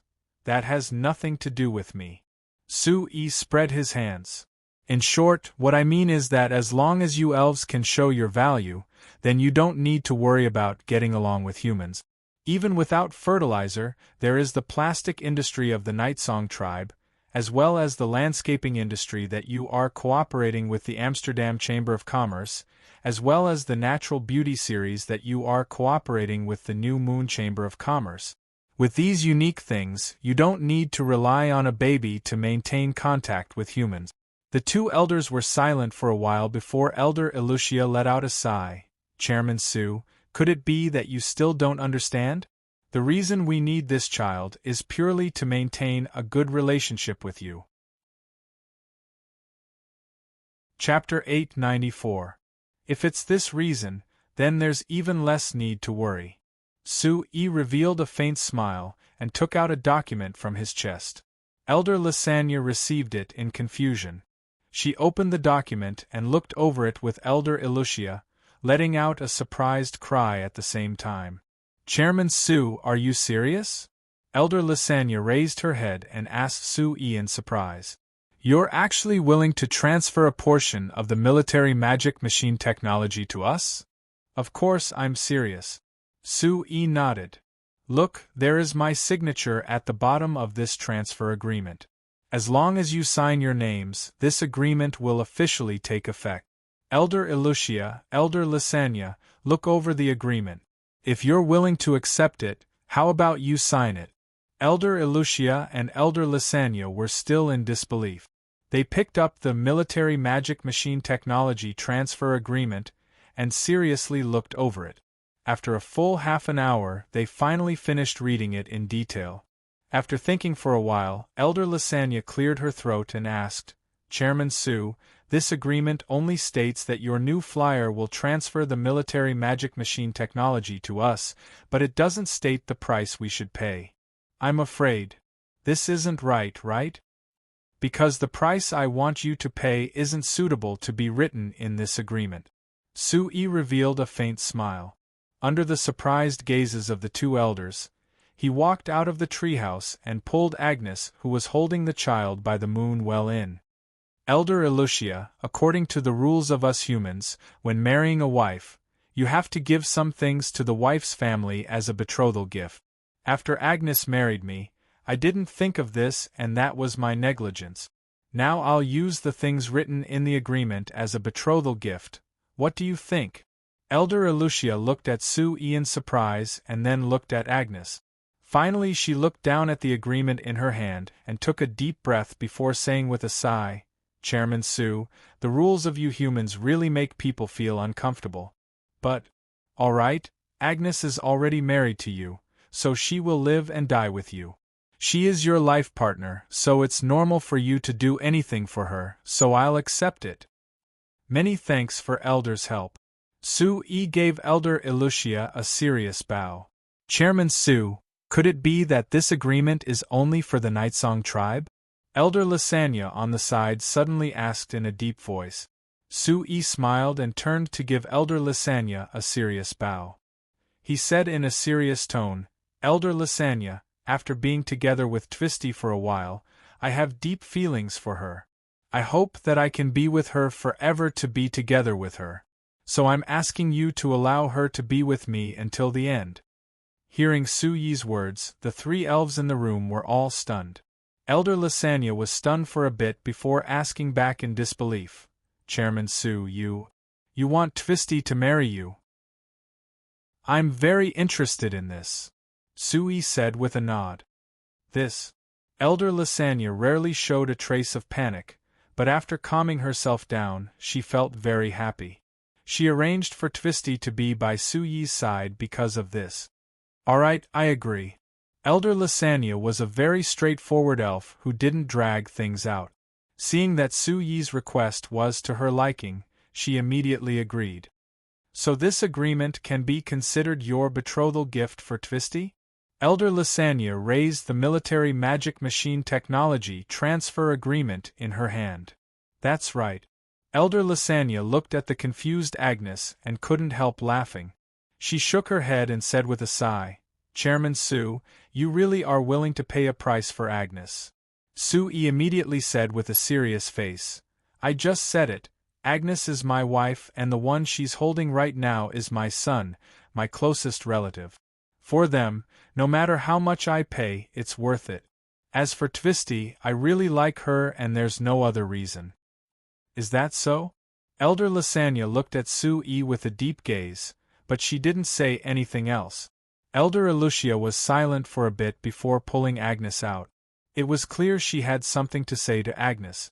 When there was only Sue and Elder Lasagna left in the room, Elder Lasagna gave a soft laugh. She reached out to tap on the contract, and a faint red glowing mark appeared at the end, representing that she had signed the contract.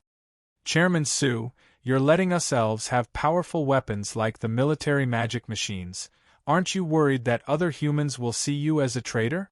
Elder Lasagna suddenly asked. In the history of humans, there have been more killings of humans than of other races. Even now, the signs are still at war with each other. So to me, there isn't much difference between humans and other races. The only thing that decides what I do is my relationship with them. Sue replied. Then if we have a conflict with other humans in the future, or even a war, which side will you stand on? Elder Lasagna kept asking. If I said that I would stand on the side of justice, would you believe me? Sue asked back. Even if I believed it, would you believe it yourself? Elder Lasagna gave a tit-for-tat question. Sue was silent for a bit before suddenly revealing a smile and saying with a shrug, "We'll talk about it when the time comes." Speaking of conflicts between elves and humans, Elder Lasagna, have there been any movements from the Sac Kingdom recently? Yes. Just last month, the Sac Kingdom's Spirit Turtle Regiment tried to invade this territory, but they were defeated in the end. Oh? Did they make any special movements? Sue kept asking. There weren't any special movements, but there were some things worth paying attention to. Elder Lasagna had Sue wait before turning to look in the cabinet in the treehouse. Finally she took out a few pieces of paper for Sue. Sue took it and found that it was a few drawings. The pictures on the paper looked a bit familiar. Don't you find it familiar? These are the military magic machines developed by the Sac Kingdom? Sue looked over the drawings in his hand and gave a cold laugh. Hey, the outer appearance is quite similar, but I don't know if the core is the same.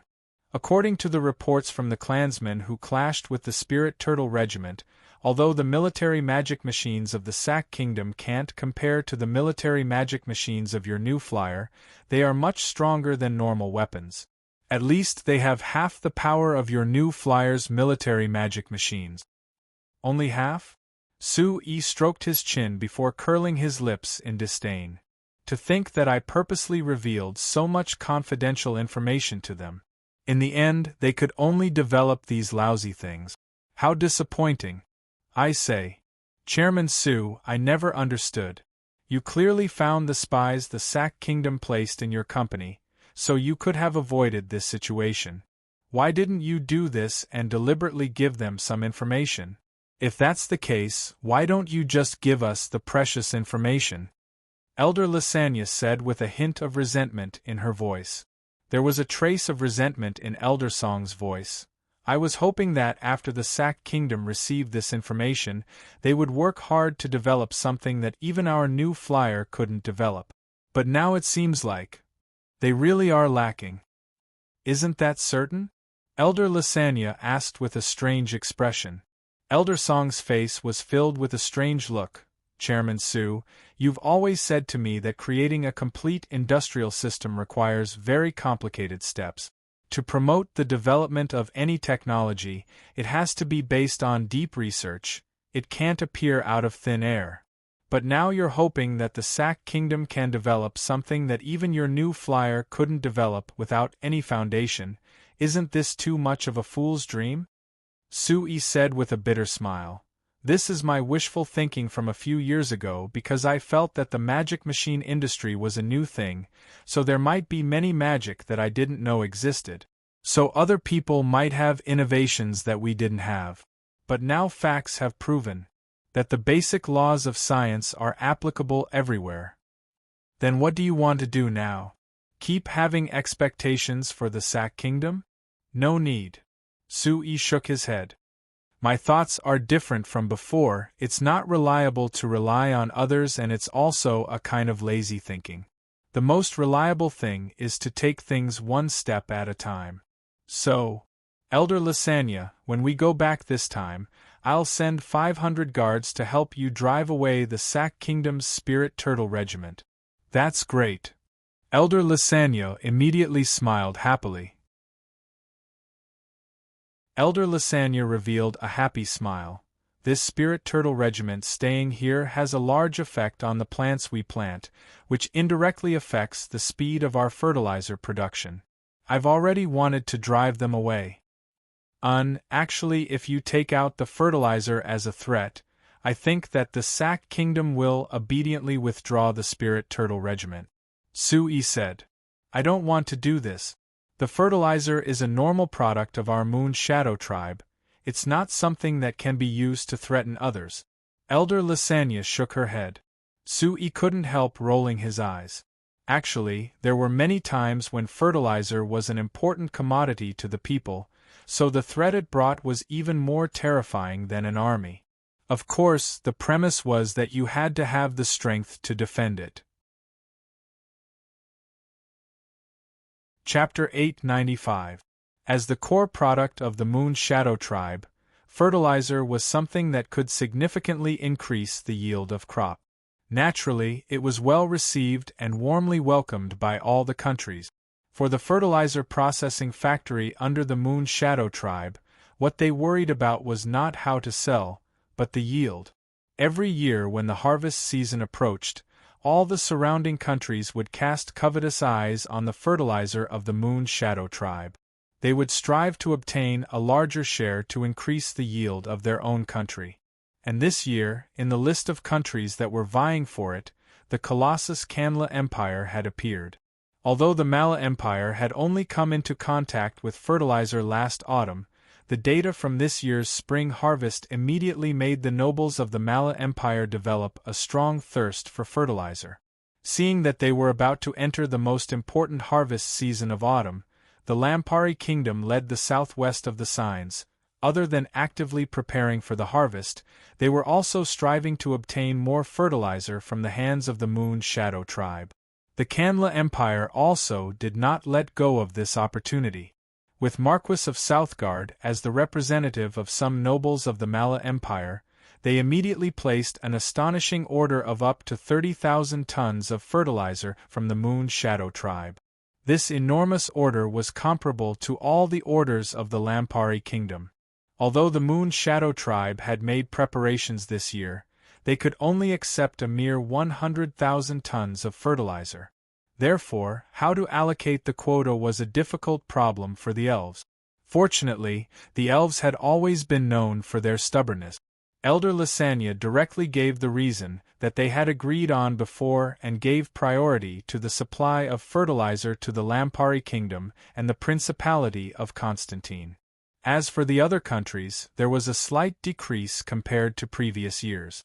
As for the Mala Empire, in the end, they only accepted 10,000 tons of fertilizer, which was forcefully squeezed out from the orders of the other countries.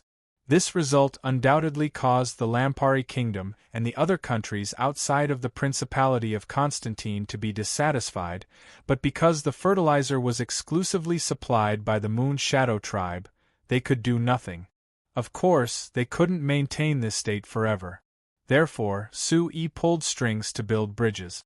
The Moon Shadow tribe and several nobles in the Lampari Kingdom signed a raw material supply agreement. They would plant fertilizers and fodder in the private territories of these nobles, greatly increasing the raw material supply.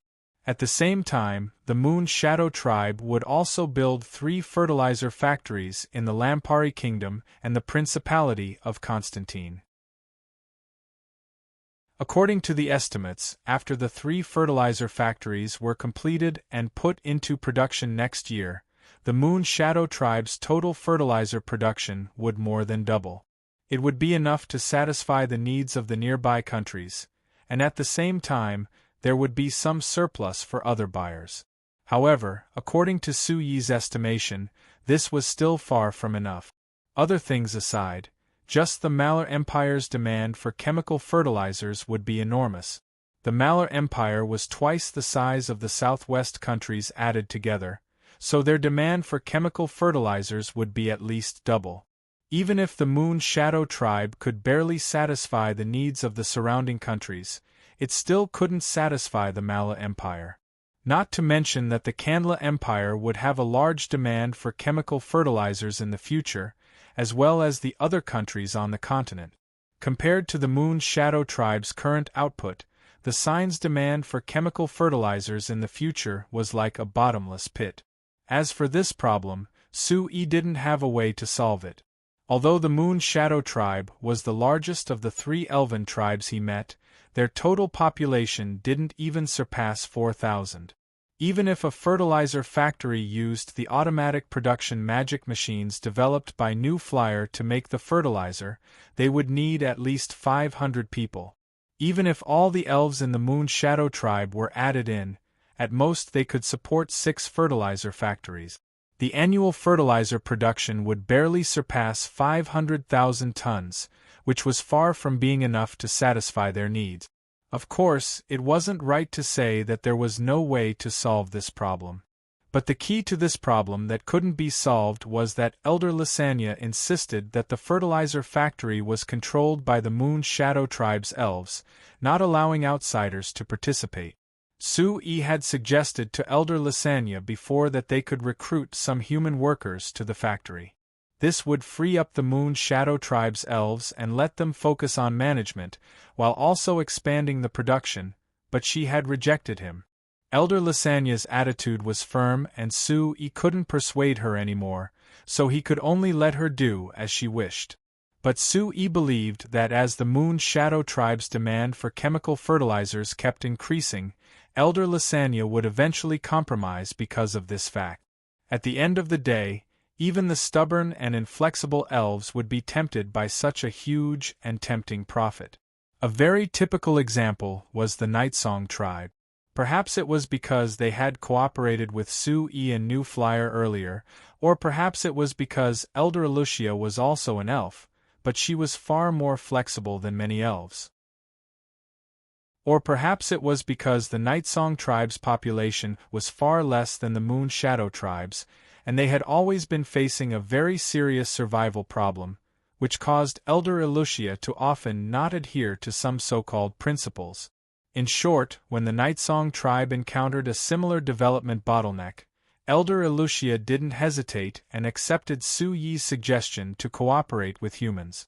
The Nightsong tribe's main business had always been related to plastic.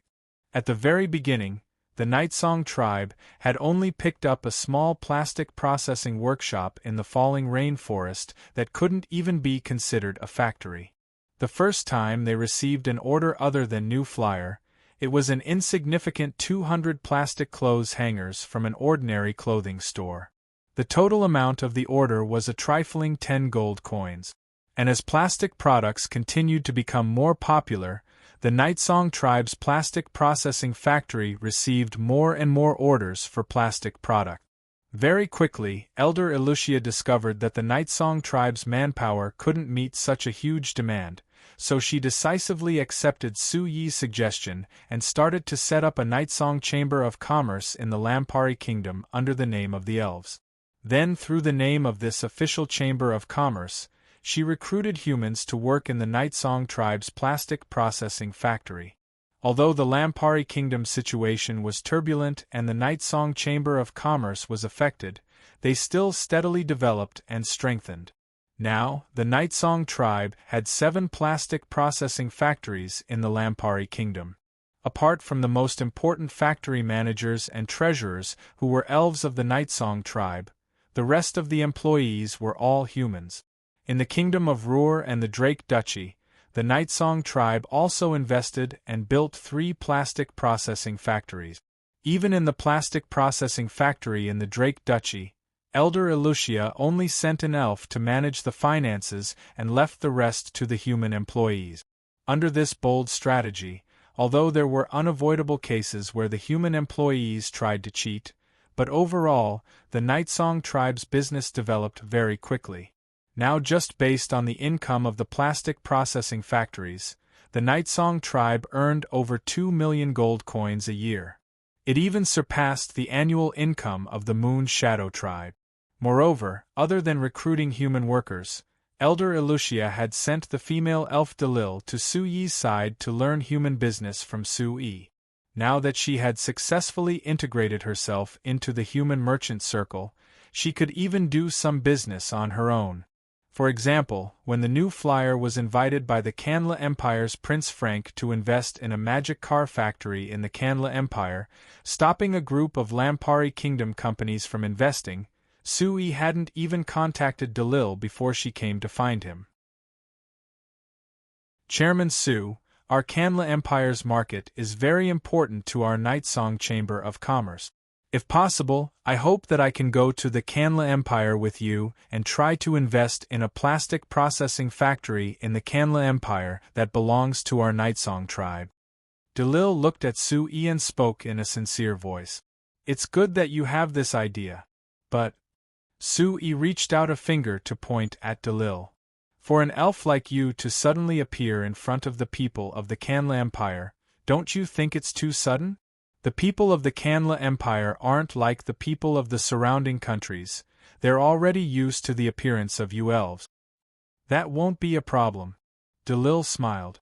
Delil said with a faint smile, Chairman Su, you've always had us elves boldly appear in front of the humans, that way it would be easier for the humans to accept us. I think that since the people of the surrounding countries have already accepted us, then the people of the Canla Empire will also accept us.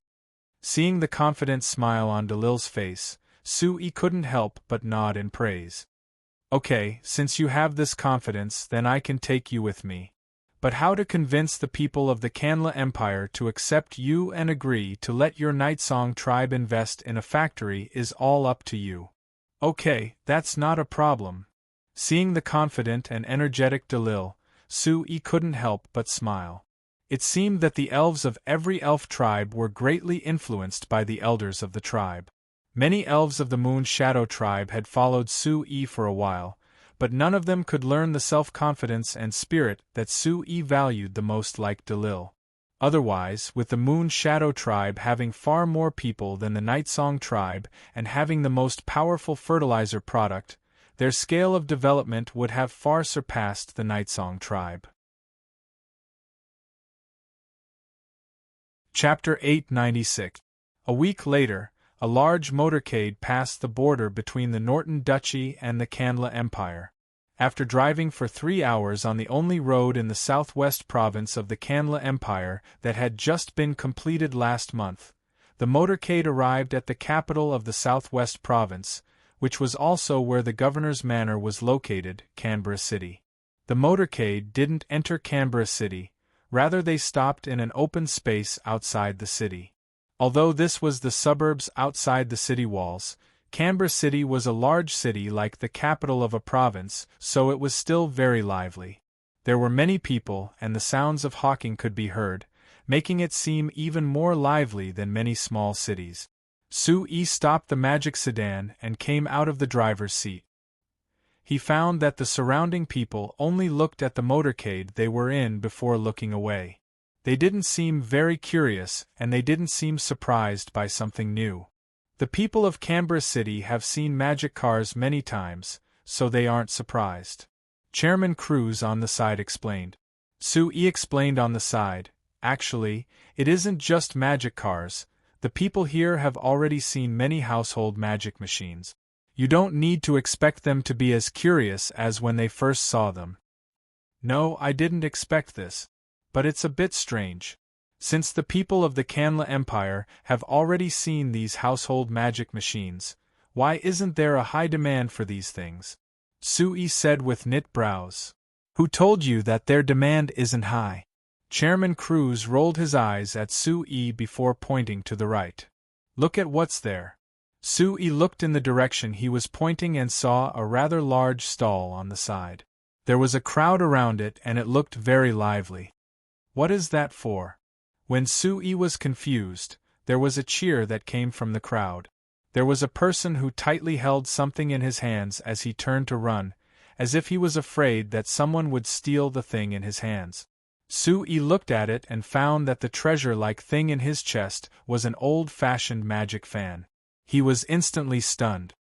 It's just an old magic fan. Is there a need for him to be like this? Because this is a second-hand model. It's relatively cheap. It's not easy to get one. President Cruz shrugged.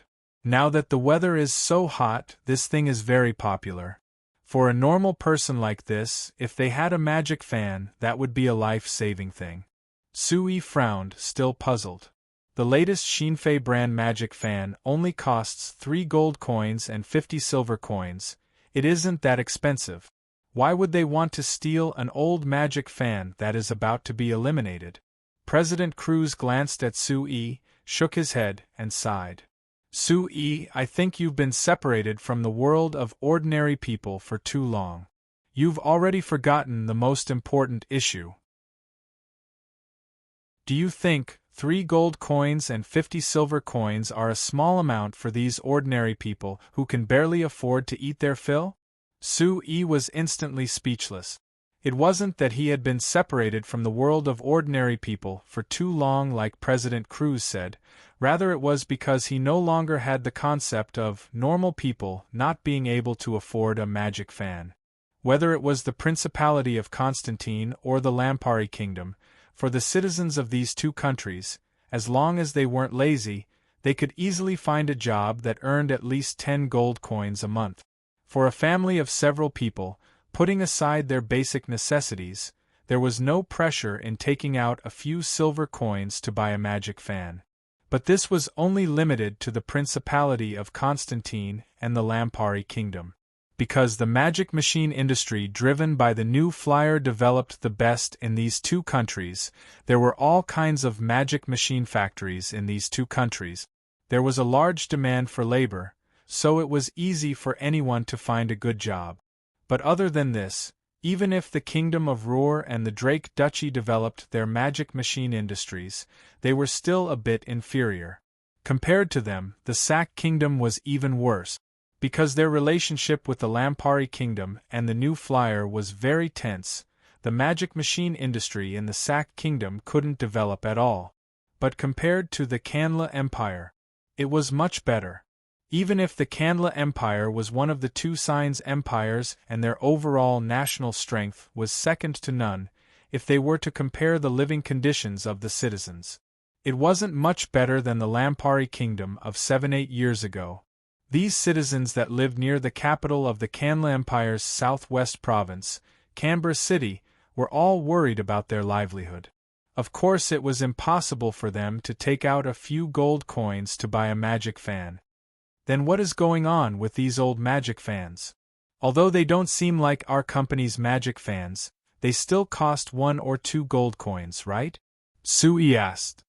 You have to ask Chairman Doyer and the others about this.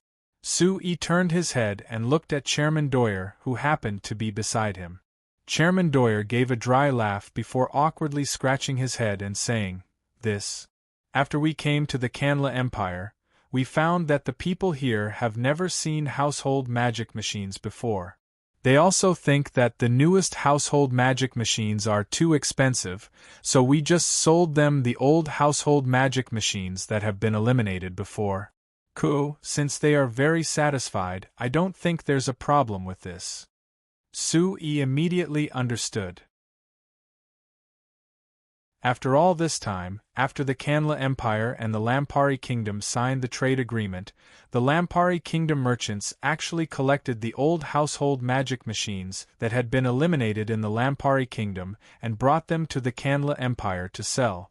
Sui felt that this was a very deceptive method, but it was in line with the current situation of the Kanla Empire, which made him a bit speechless.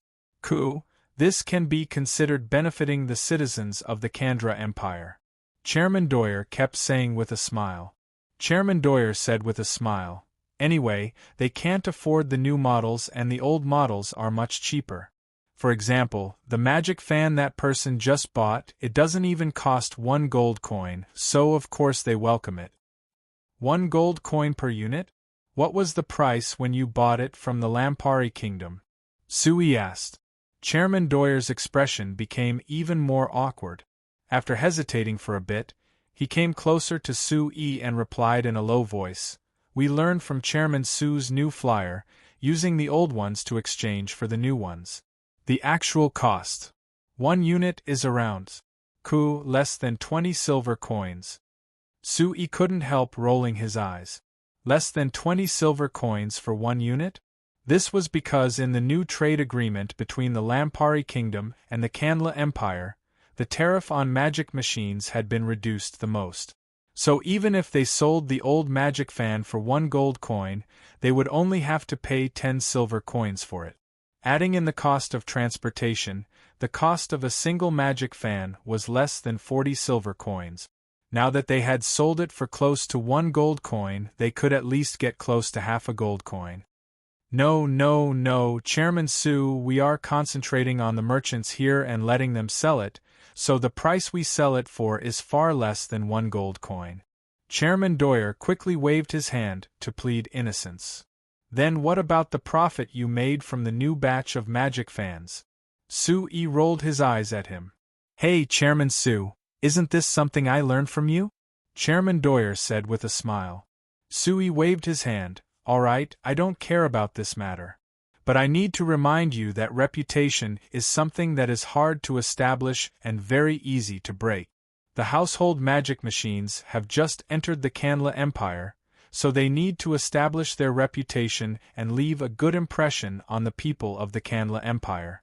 At this time, it's best not to use this kind of inferior product to fool people.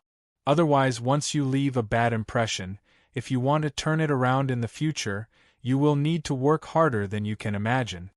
Chairman Doyer knit his brows, disapproving of Sue Yi's words. But he didn't refute Sue Yi to his face. He just smiled and left. Hey Sue Yi, you shouldn't waste your saliva. How could these small merchants have such long-term vision? They clearly want to earn as much as they can. They don't care about reputation or the development of the industry at all. These things, perhaps only a freak like you would keep them in your heart. When Chairman Doyer walked away, Chairman Cruz said with a laugh. Sue gave a cold snort. I don't believe that you haven't thought of these problems. Otherwise, your company wouldn't have placed so much importance on the apartments outside Canberra City, right? Chairman Cruz gave a shrug. I'm not a small merchant that doesn't have any experience and doesn't have eyes. Ha! Sue couldn't help laughing. He thought that Chairman Cruz's face was becoming thicker and thicker. But he wasn't wrong.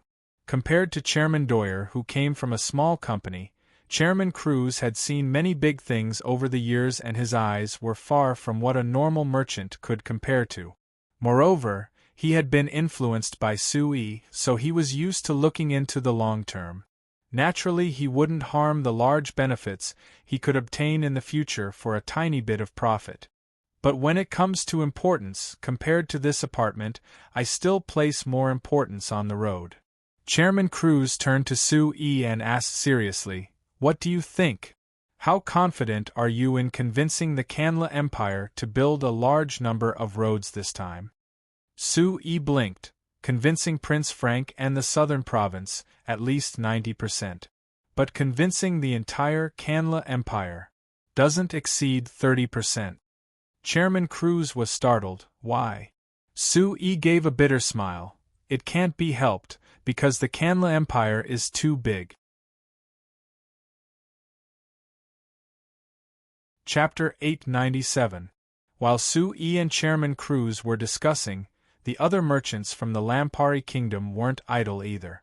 In fact, among the companies that the Lampari Kingdom had sent to the Kanla Empire to look for investment opportunities, many of them had already come to the Kanla Empire several times.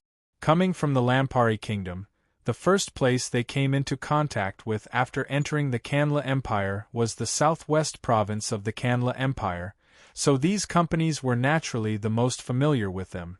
Among the companies that came, most of them were transporting large amounts of goods from the Lampari Kingdom to be sold here. Other than the household magic machines that the Kanla Empire hadn't produced yet, there were also many other products that relied on the magic machine industry. For example, the Armani Chamber of Commerce's cheap clothes.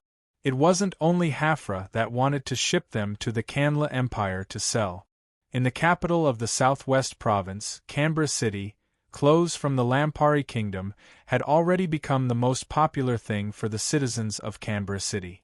In the outskirts of the city, if one looked carefully, they would find that many people passing by were wearing clothes made by the Armani Chamber of Commerce. Of course, not only were these clothes cheap, the workmanship was also good. Although the material couldn't be compared to the silk clothes, it felt very soft and comfortable when worn on the body and in the hand. It wasn't much worse than the high-end clothes worn by the nobles and merchants that cost hundreds of gold coins each. The most important thing was that, although these clothes were cheap, the style was very good. It didn't give off a cheap feeling when worn, so naturally it was loved by the people. This was especially true for the women who loved to look pretty. They didn't have the conditions before and couldn't afford to wear expensive clothes. Now that they had cheap and good-looking clothes to wear, how could they let it go? Before coming here, Sui had obtained some rough data from the Armani Chamber of Commerce. It was said that the Armani Chamber of Commerce relied on selling these low-end clothes to the Kanla Empire and earned a net profit of over 200,000 gold coins in less than 3 months. And this was in a situation where they hadn't completely opened the Kanla Empire market. If they could sell these low-end clothes to the entire Kanla Empire, it wouldn't be a problem to multiply this net profit by 10. It was also because of this that the Armani Chamber of Commerce had sent a representative to come with Sui. If they could reach an agreement, the Armani Chamber of Commerce would invest in a clothing processing factory in the southwest province of the Kanla Empire, specializing in producing these low-end clothes. Not only could they avoid tariffs, they could also save on transportation costs. Of course, it would greatly increase their profits. Of course, the representatives of the various companies that came with Sui all had this idea. Even the Night Song Chamber of Commerce's representative Delil had the same idea. As an elf, Delil was naturally very conspicuous in this caravan, made up entirely of humans. And she didn't avoid this at all. After the caravan stopped, she ran around the market in the outskirts of Canberra City, talking to the various vendors and customers. It was as if she didn't see the shocked gazes of those people. When the merchants in the motorcade finished taking care of their goods, Delil came back to Suyi's side with a thick book in her hand with an excited look. She also held a plastic basin and a plastic water bottle in her hand. Seeing Suyi's questioning gaze, she proudly raised these two things. These are all produced by our Night Song Chamber of Commerce. Nonsense. Of course I know these are produced by your Night Song Chamber of Commerce. Other than your Chamber of Commerce, no other Chamber of Commerce can produce plastic product. Sui said in a bad mood. What I want to ask is, why did you bring these two things back after taking a stroll? Don't tell me you don't produce enough? I'm doing market research. I just asked a lot of people and they all said that these plastic basins and water bottles are very light and easy to use. They also don't rust easily and are much better than the metal basins they used before. But they also raised some small problems and I recorded them down. I'll think about how to improve them when I go back. Delil, you're not bad. You actually learned how to do market research and can improve the products at any time. Very good. If you continue to maintain this attitude, your Night Song Chamber of Commerce will definitely become stronger. Sui couldn't help praising. Delil giggled. Thank you, Chairman Su, for your praise. We will definitely work harder. After saying this, she raised the plastic basin and water bottle in her hands again. Our tribe can have such good living conditions because of these things. If we don't make them better, of course we can't. Sui laughed and thought that compared to the Nightsong tribe, the Moon Shadow tribe's weakness was that they didn't completely put down their elven pride and carefully listened to other people's opinions. If the Moon Shadow tribe could also have this attitude, then their development would be much easier than the Nightsong tribe. Just as he was about to say a few words to Delil, a carriage suddenly drove out from the south gate of Canberra City and stopped where the motorcade was.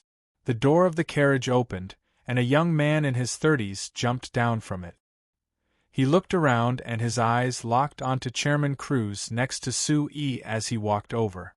"Viscount Turrell, are you here to welcome us?" Before he got close, Chairman Cruz waved his hand to greet him. The young man called Viscount Turrell revealed a friendly smile and nodded in response. His eyes then fell onto Sue E, who was standing very close to Chairman Cruz. "If I'm not wrong, this should be the new Flyers chairman, Sue, right?"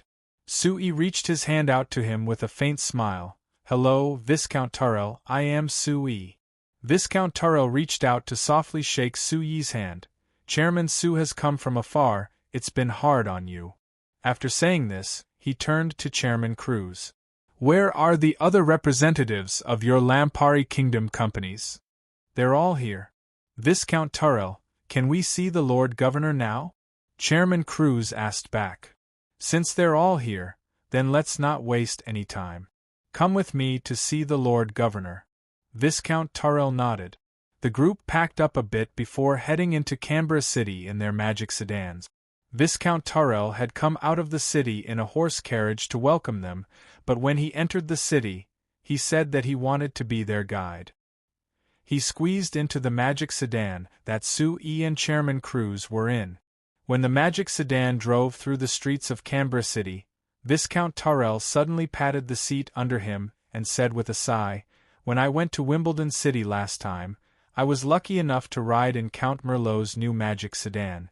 I felt that the magic sedan was much better than the old horse carriages back then. It was a pity that there was no place in Canberra City that sold magic sedans and it wasn't convenient to buy one from Wimbledon City." Sue E and Chairman Cruz looked at each other with smiles. Sue E replied, "If the Lord Governor agrees, our new flyer hopes that we can open a magic car sales center in Canberra City. If Viscount Turrell is interested, you can buy anything from the sales center." "Is that so?" Viscount Turrell turned to look at Sue E before nodding with a faint smile. "If it's like this, of course it's very good. But according to what I know, just a single sales center is far from enough, right? The maintenance of the magic car is also very important. Chairman Sue, does your new flyer have any plans for this?" "Everything depends on the results of our discussion with the Lord Governor," Sue E said. Viscount Turrell gave an O sound and didn't ask anything else. After around 10 minutes, the magic sedan arrived at the Governor Manor in the center of Canberra City's north side. As the seat of the Kanla Empire's southwest province's Governor Manor, Canberra City's area was comparable to the Lampari Kingdom's capital, Anvilmar City. This Governor Manor was even bigger than the Lampari Kingdom's royal palace and was even more luxurious. Just based on this, it was enough to prove that the Kanla Empire was worthy of being one of the two empires of the continent.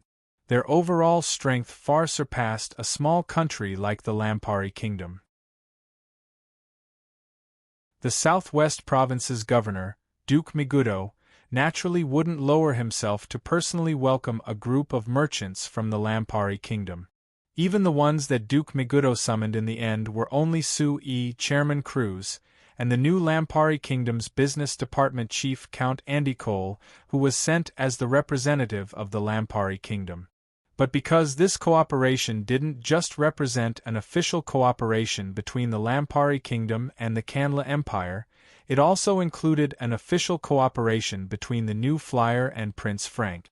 So Duke Migudo was quite polite. He personally held a banquet in the Governor Manor and invited Sue Yi's group of 3. The banquet was skipped and after lunch, the 3 of them had a short discussion with Duke Migudo. In this discussion, Duke Migudo clearly expressed his attitude. He represented the Kanla Empire and the Southwest Province to welcome the various chambers of commerce of the Lampari Kingdom to invest and build factories in the Southwest Province.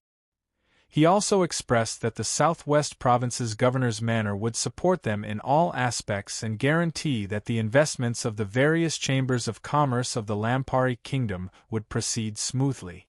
Of course, there was a prerequisite for this. That was, the various chambers of commerce of the Lampari Kingdom had no problem investing and building factories in the southwest province, but they had to strictly abide by the laws of the Kandla Empire. To put it more bluntly, it was to pay the taxes honestly and not evade taxes. Chairman Cruz naturally didn't have any objections to this.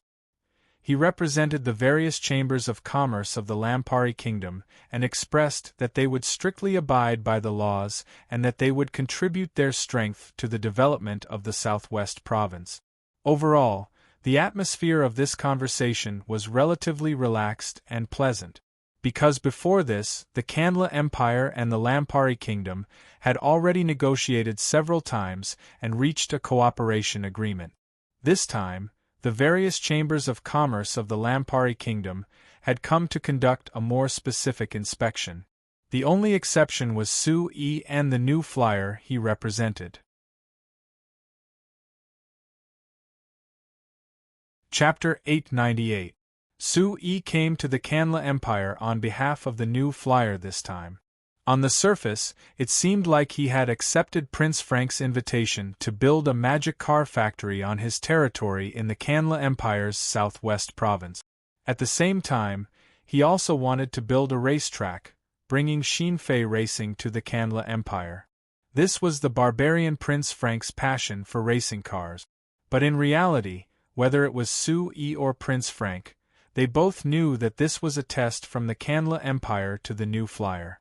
After failing to invade the kingdom of Roer twice, the Kandla Empire clearly recognized the might of the military magic machines on the battlefield. It was also the first time the Kandla Empire had officially recognized New Flyer, a small company from a small southwest country. But New Flyer knew that supporting the kingdom of Roer, a country that the Kandla Empire considered an enemy, made it very hard for the Kandla Empire to cooperate with New Flyer. So having Prince Frank, who had contact with New Flyer before and was a prince of the Kandla Empire, come out to contact New Flyer was a very natural thing. For Su-Yi, supporting the kingdom of Roer in repelling the Kandla Empire's invasion, other than building a barrier in front of the Principality of Constantine, it was also an advertisement for New Flyer, forcing the Kandla Empire to pay attention to New Flyer. Facts proved that this advertisement was very successful. Not only did the Kandla Empire pay attention to New Flyer, they even attached importance to it. However, in terms of cooperation, it was inevitable that there would be differences. The Kandla Empire's main goal was of course the military magic machines that caused their defeat in the invasion of the Kingdom of Roer. As for New Flyer's goal, or rather Su-Yi's goal, it was to popularize the civilian magic machines in the Kandla Empire. After meeting the Southwest Province's Governor Duke Megudo, Su-Yi had a secret discussion with the representative sent by Prince Frank under Duke Megudo's arrangement. The first half of the negotiations went very smoothly. His Highness Frank rented 100 hectares of land in his territory to the Frestek Chamber of Commerce for a very low price, which would be used to build the magic car factory and production base. Other than that, Prince Frank would provide another 50 hectares of land for New Flyer to build a racetrack. But this racetrack still belonged to His Highness Frank in name. The Frestek Chamber of Commerce could only help His Highness Frank hold professional racing events in this racetrack. These 2 points had already been discussed by both sides, so there wasn't anything unexpected about it. However, after confirming these 2 projects, Baron Urian, the representative sent by Prince Frank, made a new request. Chairman Su, His Highness personal guards need to change equipment. He is very interested in your company's military magic machines and wants to buy some equipment for his personal guards. I wonder what Chairman Su thinks about this? Oh! Su-Yi revealed a smile. Prince Frank was the Kandla Empire's 3rd prince. It definitely wasn't a small matter for him to change equipment for his personal guards. If he didn't receive the approval of the Kandla Empire's royal parliament and did this on his own, it would definitely be a serious crime, and he might even be accused of treason. Prince Frank wasn't stupid. How could he rashly make this request? So it was clear that this request wasn't made by Prince Frank, but rather the Kanla Empire. Of course, Sui wasn't surprised by this. After failing to invade the kingdom of Ruhr twice in a row and experiencing the terrifying power of the military magic machines, it would be strange if the Kanla Empire still wasn't interested in the military magic machines. Sui thought for a moment before asking, "I wonder which military magic machines His Highness is interested in?" The military magic machines New Flyer currently produces are divided into 3 main categories and 17 smaller categories. There are a total of 39 types. They might not all be suitable for His Highness' personal guards. There are so many types? Baron Julian was stunned for a moment before he was overjoyed. Since Sui said this, it meant that there was a possibility that he could sell the military magic machines. After thinking for a while, Baron Urian said seriously, "No matter what kind of military magic machine it is, His Highness is very interested in it. So Chairman Su, please give me a copy of the information on these 39 types of military magic machines. I'll bring it back to His Highness and let him decide." "I can give you the information, but if His Highness wants to buy all 39 types of military magic machines, I'm afraid it's impossible," Sui said in a deep voice. "Why?" Baron Julian frowned. Baron Julian knit his brows. "Chairman Su, could it be that you're worried that His Highness can't afford it?" "Of course not." Sui shook his head. "But there are quite a few types of military magic machines that I don't think are suitable for His Highness' personal guards. For example, the naval battleships. I think that His Highness' personal guards wouldn't need them, right? Even the fixed-point high-intensity magic cannons are normally only used by large-scale armies, so His Highness definitely wouldn't need them. Other than that..." Sui gave examples one by one while Baron Julian took out a pen and paper to write them down. When Sui finished, Baron Julian counted the notes on the paper before looking up to say, "Chairman Su, you just said that your New Flyer produces a total of 39 types of military magic machines. There are 23 types that aren't suitable for His Highness' personal guards, which means that there are 16 that are suitable. Then I can represent His Highness to order the remaining 16 types of military magic machines. You wouldn't reject this, right?" "Of course." Sui gave a shrug. "The remaining 16 types of military magic machines are suitable for small group. If His Highness is willing to buy them, of course I wouldn't reject. But before this I have a question." "Please ask." "If His Highness buys large amounts of military equipment from our New Flyer, the other people in the Kanla Empire, especially the other princes, wouldn't have any objections?" Baron Julian revealed an unnatural smile as he shook his head. "Chairman Su, this isn't something you need to care about." "All right then.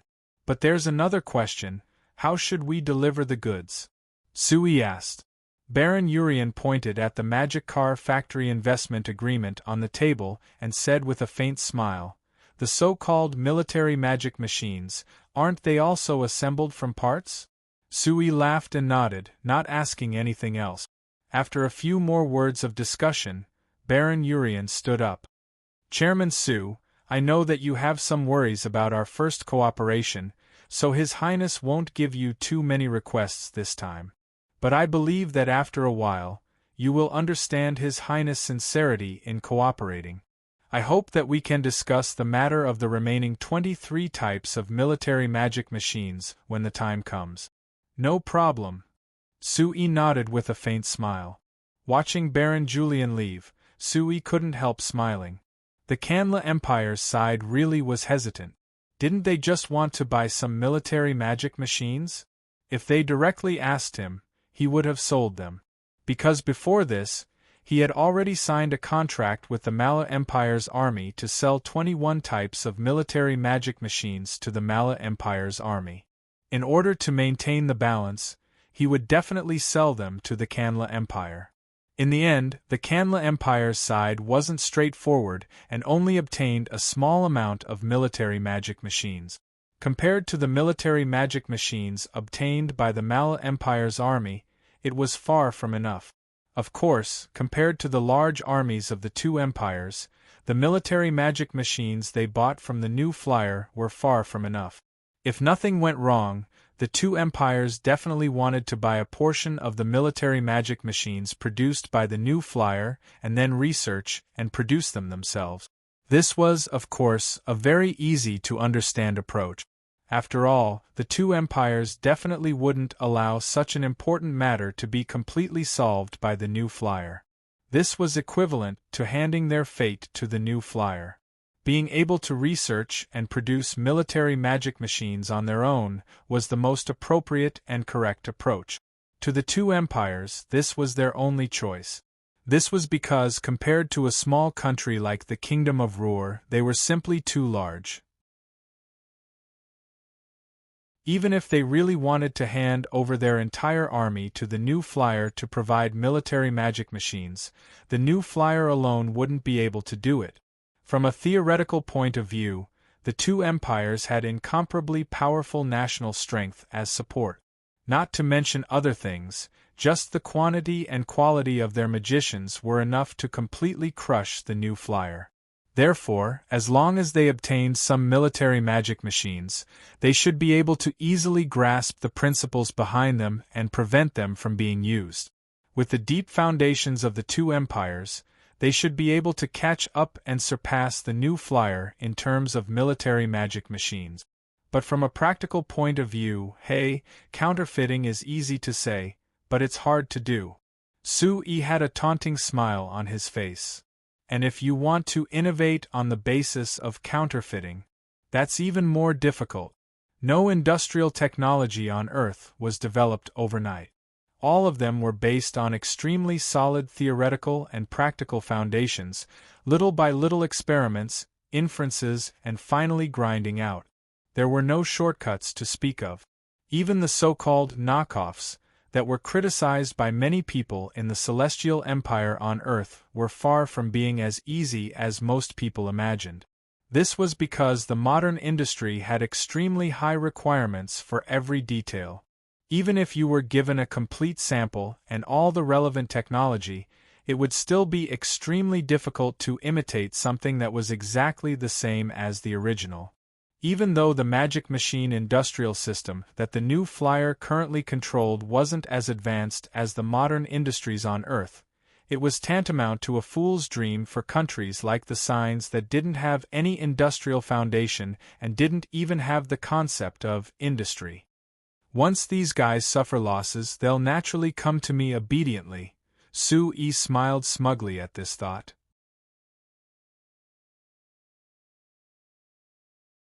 Chapter 899. The trip to the Kanla Empire was a fruitful one for the various chambers of commerce of the Lampari Kingdom. Not only were all the goods they brought stolen by the Kanla merchants of Canberra City, but the representatives of the various chambers of commerce also signed an investment agreement with the governor of the southwest province of the Kanla Empire.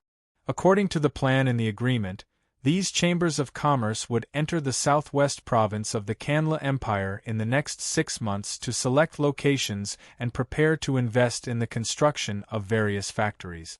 This could be considered the first tentative cooperation between the Lampari Kingdom and the Kanla Empire in the magic machine industry.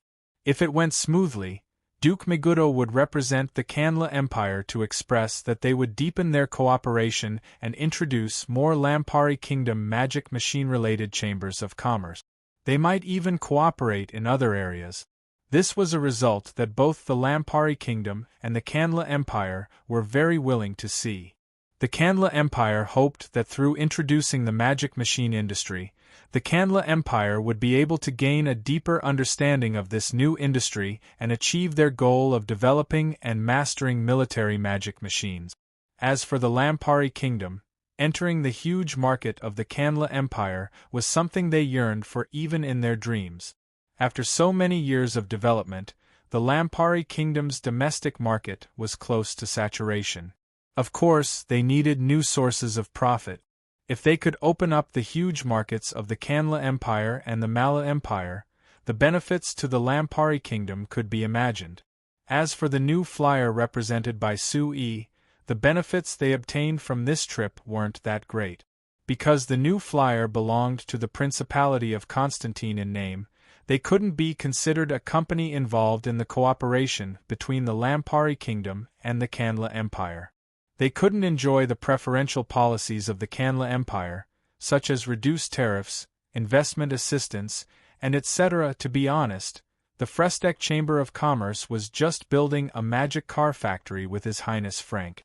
Moreover, this magic car factory would still belong to His Highness Frank in name, so the Frestek Chamber of Commerce would just be assisting him.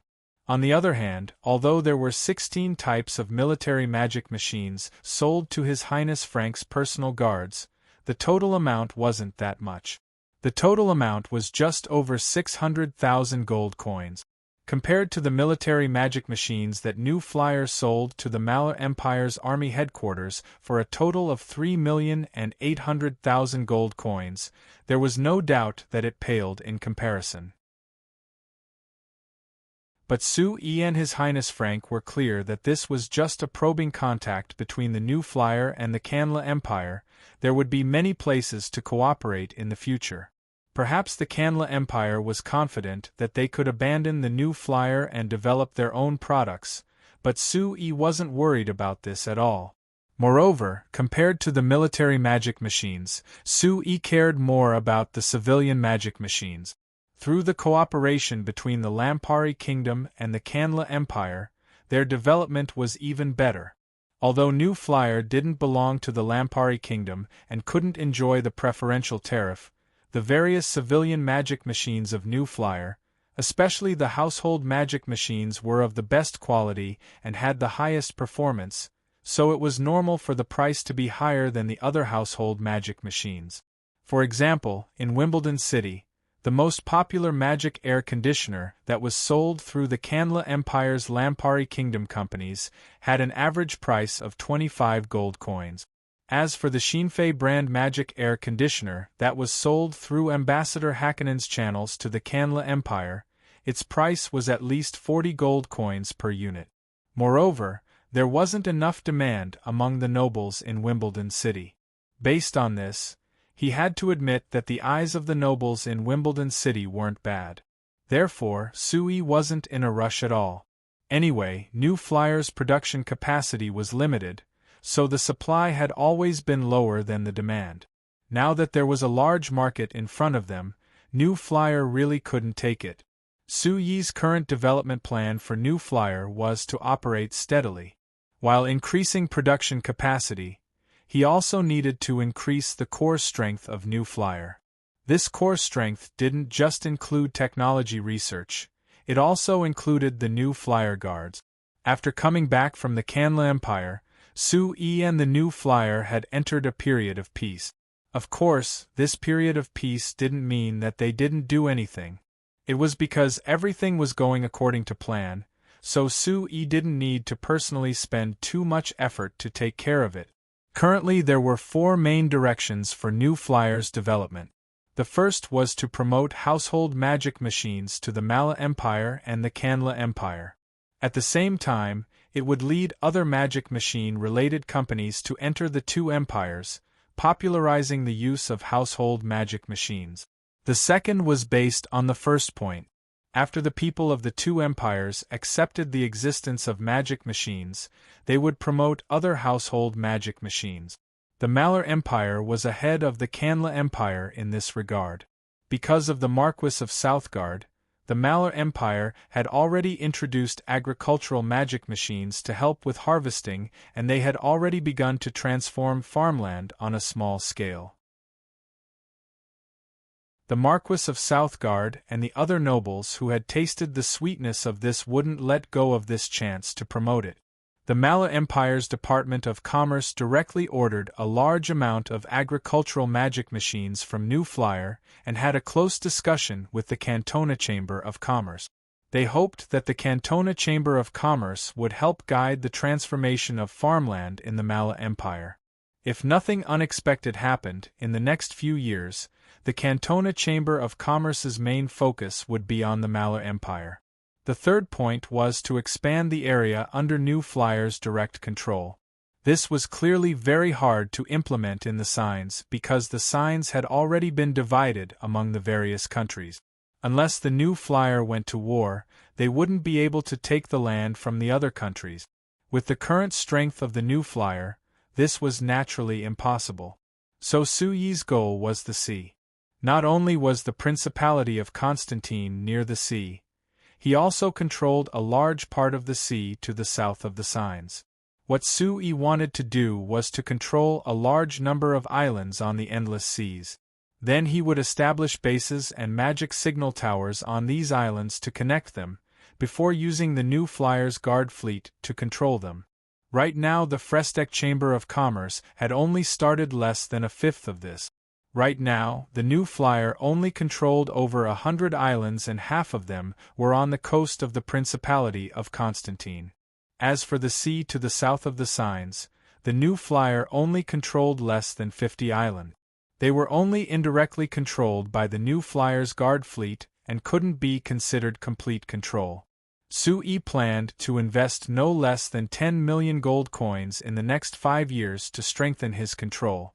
The final point was the most important one, which was to strengthen the new flyer's guard fleet. The new flyer's guard fleet had been developed over the years, and Su Yi didn't care about the cost of investing large amounts of money. Now there were over 8,000 people, including the elite warriors of the humans, elves, dwarves, and beastmen. They were equipped with the latest military magic machines developed by the Xinfei Chamber of Commerce. Although they hadn't experienced many battles, whether it was the military representatives of the Lampari Kingdom or the Kingdom of Ruhr, they didn't hesitate to say that although the new flyer's guard fleet only had 8,000 people, their battle strength was enough to match an army of 50,000 people from the two countries. As for comparing them to the traditional army of the signs, there was no comparison at all. However, Su Yi felt that this was far from enough. For this reason, he directly doubled the 1.5 million gold coins that the new flyer invested in the new flyer's guard fleet to 3 million gold coins a year. This resolution was unanimously opposed by the senior officials of the new flyer because they felt that with the current strength of the new flyer's guard fleet, it was enough to defend. There was no need to increase the investment at all. However, Su Yi hoped that the guard fleet could not only easily defend the new flight commerce main base, or even the entire Principality of Constantine, but also be able to attack at any time and achieve their goals. Therefore, although the other senior officials all opposed, Su Yi still used his authority as the president and passed this resolution. In fact, the senior officials couldn't be blamed for their opposition. The annual investment of 1.5 million gold coins for the new flyer's guard fleet was already very exaggerated. It had to be known that in the surrounding countries, because of the threat of the Kanla Empire, even the Kingdom of Ruhr, who had increased their investment in their army, only had a budget of 2 million gold coins a year. As for the Lampuri Kingdom that had become rich and their military budget had greatly increased, their annual military budget was only around 1.5 million gold coins. The Frestek Chamber of Commerce was a trivial company, but the amount they invested in their guards could compare to 2 kingdoms. This was already very unbelievable. Now that Su Yi wanted to double it, in the eyes of others, this was simply crazy. However, many of the things that Su Yi did were no different from being crazy in the eyes of others, so there was no way for them to be surprised by this. Only they still couldn't understand. The new flyer was a company in the end, it wasn't a country. What was he thinking by investing this much in their guard fleet? In the beginning of September, there was a conflict on the Sak Kingdom's southwest border that seemed to answer the question in everyone's heart.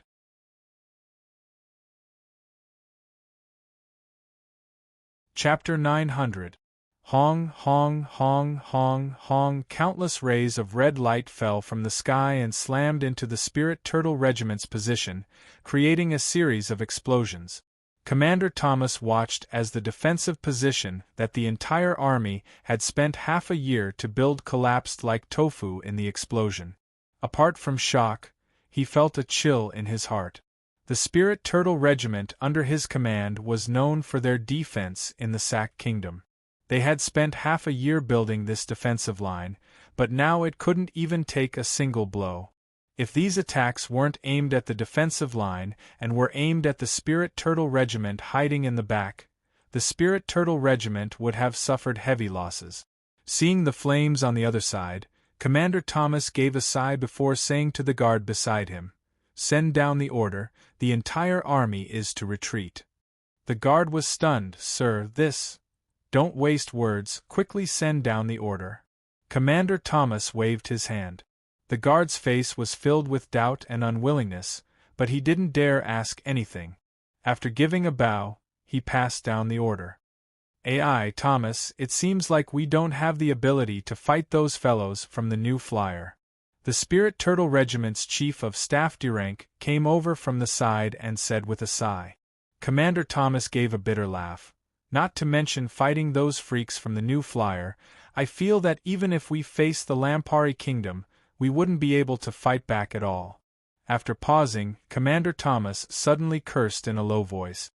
"Damn, it's all that damn New Flyer's fault. They made these damn military magic machines, they're simply demonic weapons." Chief of Staff Rank shook his head with a sigh. "All right, there's no meaning in saying this, we should go back and think about what to do. If we don't have a solution, our Sac Kingdom will be in danger." Commander Thomas cursed again before saying with a frown, "Speaking of this, it really is strange. We've already been defending this place for a long time and the Moon Shadow Tribe's elves never made a move, so why did they suddenly react this much? What's even stranger is that the New Flyer is involved and even sent out their guards." "You'll have to ask the New Flyer." Chief of Staff Rank rolled his eyes. "The president of New Flyer, Sue, is a madman. God knows what he's thinking. Damn, it's because of this madman's appearance that our Sac Kingdom can't have peace. Is there no way to get rid of him?" "Stop dreaming." Chief of Staff Rank shook his head. "Let's not talk about the fact that this madman is a great magician. He won't be killed that easily. Even if there's a chance to kill him, the big shots in the kingdom won't agree to it. I really don't know what these guys are thinking. Do they really think they can get any benefits from New Flyer?" Chief of Staff Rank looked at Thomas and nodded in his mind. "That's right, not only the important people of the kingdom, even the entire Sac Kingdom received benefits from the New Flyer. Moreover, these benefits weren't small. Although the Sac Kingdom's military hated the New Flyer because the appearance of the New Flyer made the Sac Kingdom's advantage against the Lampari Kingdom disappear, and they were even oppressed by the Lampari Kingdom, there were many forces other than the Sac Kingdom's citizens and military that had a positive attitude towards the New Flyer. The reason was very simple. It was because the appearance of the New Flyer had brought many good changes to the Sac Kingdom. To give a simple example, since the Sac Kingdom bought large amounts of agricultural magic machines from the New Flyer 3 years ago, they had developed a farming method that was compatible with the agricultural magic machines. In the past 3 years, the Sac Kingdom's grain yield had reached new highs each year. According to the statistics from this year's spring harvest, the Sac Kingdom's wheat yield had reached a shocking 3 million tons. Adding in the other grains, just this spring's grain yield was equal to the Sac Kingdom's entire grain yield. Now that it was the fall harvest season, according to the feedback from the various regions, the harvest was much more than the spring harvest. Like this, the Sac Kingdom's harvest this year was over 6 million tons of wheat. It was enough to fill the stomachs of all the citizens of the kingdom, and there was even some left over. This was simply a miracle for the Sac Kingdom that had always been barren and didn't have enough grain. The reason why the Sac Kingdom sent troops to the Lampari Kingdom and the surrounding countries was to solve their domestic grain crisis. Otherwise, with the Sac Kingdom's national strength that wasn't far above the surrounding countries, there was no need for them to go to war like this. With the Lampari Kingdom's increase in strength and the Sac Kingdom being defeated, there was panic in the Sac Kingdom. They were worried that the Sac Kingdom wouldn't be able to steal enough grain from the other countries and would create a famine. But they never thought that the Lampari Kingdom would take the initiative to sign a trade agreement with the Sac Kingdom. Then they would take the initiative to sell grain to the Sac Kingdom, helping them solve their crisis. Even after this, the New Flyer and the Lampari Kingdom's companies all came to the Sac Kingdom to invest in factories. Not only did they give the Sac Kingdom advanced agricultural magic machines and farming systems, helping the Sac Kingdom solve their grain crisis, they even built a magic industrial zone in the free trade zone to the south of the Sac Kingdom, providing many good jobs for the citizens of the Sac Kingdom. Looking at it from this angle, because of the appearance of the New Flyer, the benefits to the Sac Kingdom far outweighed the disadvantages. Of course, from the military's point of view, the New Flyer was without a doubt the Sac Kingdom's mortal enemy. This was because the Sac Kingdom's military was clear that as long as the New Flyer continued supporting the Lampari Kingdom, the Sac Kingdom would never be able to rise again. So Chief Staff Officer Durank understood the hatred in Commander Thomas's heart towards the New Flyer. Not mentioning anything else, just based on the fact that the New Flyer sent guards to help the Moon Shadow Tribe attack the Spirit Turtle Regiment, it was enough for Commander Thomas to treat the New Flyer as his mortal enemy. However, Commander Thomas's thoughts didn't have any meaning because the facts were in front of him. The New Flyer guards were as strong as the rumors said. They were even more terrifying than they imagined. The Spirit Turtle Regiment couldn't resist them at all, so even Commander Thomas could only helplessly give the order to retreat. I think we don't need to worry about the other side chasing us. Chief Staff Officer Durank put down the binoculars in the distance and said to Commander Thomas, "Based on the attack just now, the other side just wanted to drive us away and didn't have any intention of fighting." Commander Thomas gave a cold snort. "They are just the guards of a company in the end. Could it be that they dare declare war on our entire Sac Kingdom?" Chief Staff Officer Durank looked at him with a trace of worry in his heart. This was what many people in the Sac Kingdom's army were thinking, but he didn't think so. Although from a rational and objective point of view, no matter how strong the New Flyer was, they were still a company in the end, so it was impossible for them to fight against an entire country. But after Chief Staff Officer Durank analyzed the New Flyer's recent movements, he felt that this point of view was more and more unreliable. Sui as the New Flyer's chairman would often do crazy things that people couldn't understand. But every time they analyzed it, they found that there was a deeper meaning in his actions. It was all to pave the way for the Frestec Chamber of Commerce's next move. He almost never did anything meaningless. Then this time, he suddenly sent the New Flyer's guards to help the Moon Shadow Tribe repel the Spirit Turtle Regiment's blockade of the Moon Shadow Tribe's territory. On the surface, it seemed like a very crazy and irrational action because it might cause a backlash from the Sac Kingdom and it might even be considered a declaration of war by the Sac Kingdom. But in reality, Chief Staff Officer Durank couldn't understand what Sui wanted to do and what he wanted to gain from this matter, so his heart was very unsettled. What made him even more unsettled was the worst guess. If the Frestec Chamber of Commerce really wanted to declare war on the Sac Kingdom, what would the result be like? If this question was thrown to any normal person on the continent, the answer would be that the New Flyer was crazy. A trivial company wanting to declare war on a kingdom that could be considered in the middle of the signs was simply seeking death. But after Chief Staff Officer Durank seriously considered this question, he came to a completely different conclusion.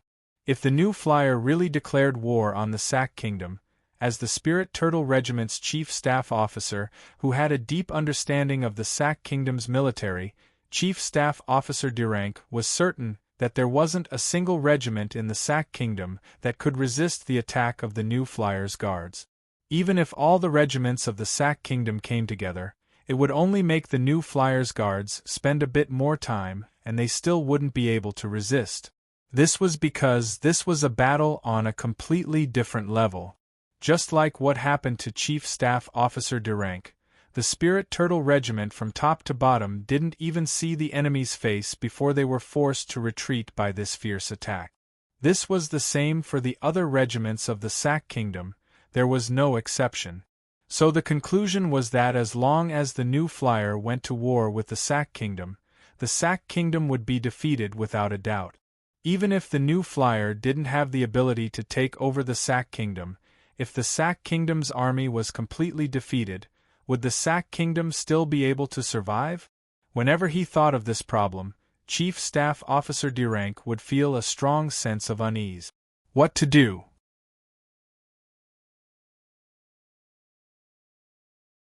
Chapter 901. Chief Staff Officer Durank, who was filled with doubts, was called back to the Sack Kingdom's capital, Nordham City, by the Army headquarters after the Spirit Turtle Regiment returned to the Sack Kingdom.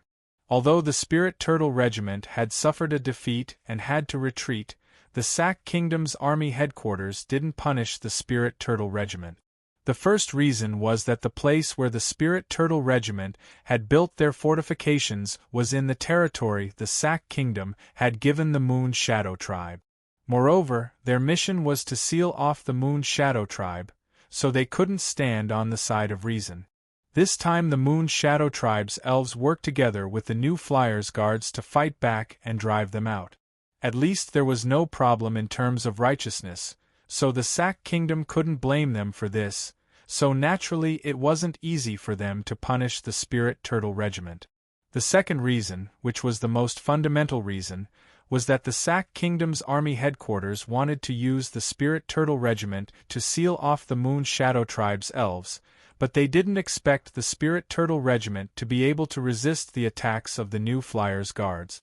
In the southwest countries of the Signs, there was already a consensus on the battle strength of the New Flyers guards, which was that they couldn't fight them head-on. So the Spirit Turtle Regiment being defeated by the New Flyers guards wasn't something that needed to be punished because this was something that surpassed their abilities. The reason why the Sack Kingdom's army headquarters called Chief Staff Officer Durank back was mainly to obtain first-hand information on the New Flyers guards from Chief Staff Officer Durank. Hence, after Chief of Staff Durank returned to Nordham City, in addition to reporting to the military headquarters, he spent most of his time going to the Military Magic Machine Research and Development Center jointly established by the military headquarters and the Kingdom's Magic Research Institute to provide his frontline information and cooperate with the Research and Development Center. Today was the fifth day Chief Staff Officer Durank had returned to Nordham City. He woke up early and after eating breakfast, he took a horse carriage to the Military Magic Machine Development Center 30 kilometers northwest of Nordham City. This development center took up a large area of land that included 5 valleys and was surrounded by walls, making it very tightly guarded. Even if Chief Staff Officer Durank came, he had to go through layers of checkpoints before being allowed to enter. However, when one truly entered, they would discover that it was like another world. Countless strange-looking magic machines of all shapes and sizes were running back and forth in this research and development center. It was too much for the eyes to take in. These magic machines were all created by the mages in the Academy of Magic, who assisted in the research of military magic machines. They were inspired by the various magic machines in New Flyer. The most eye-catching one was a fake magic car with 4 wheels. It went through the roads of the base at a very fast speed. If one looked at it from the outside, this magic car wasn't that different from the New Flyer's magic car. Chief Staff Officer Durank almost made a mistake on the first day he came. But after a few days, he was very clear that although this magic car seemed like it could run, it could only support 4 wheels. It couldn't carry anything at all and was just for show. Moreover, it wasn't just that the core magic engine was taken from the New Flyer's magic car.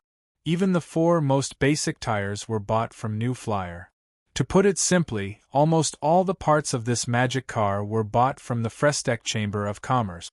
The Sack Kingdom's Military Magic Machine Development Center only used craftsmen to make the iron frame that didn't require any technology at all. Moreover, because this iron frame was made of normal pig iron, it was far inferior to the new Flyer's magic car, whether it was in terms of hardness or flexibility. Adding in the fact that the craftsman couldn't guarantee precision, only 3 or 4 out of 10 finished products were qualified. The consequence of this was that the cost of manufacturing was very high. It was even several times more expensive than buying a magic car from New Flyer. So this military magic machine development center only invested a bit of effort into the civilian magic machines in the beginning before being stopped by the kingdom's finance department because of the lack of funds. Now they were focused on developing the military magic machines.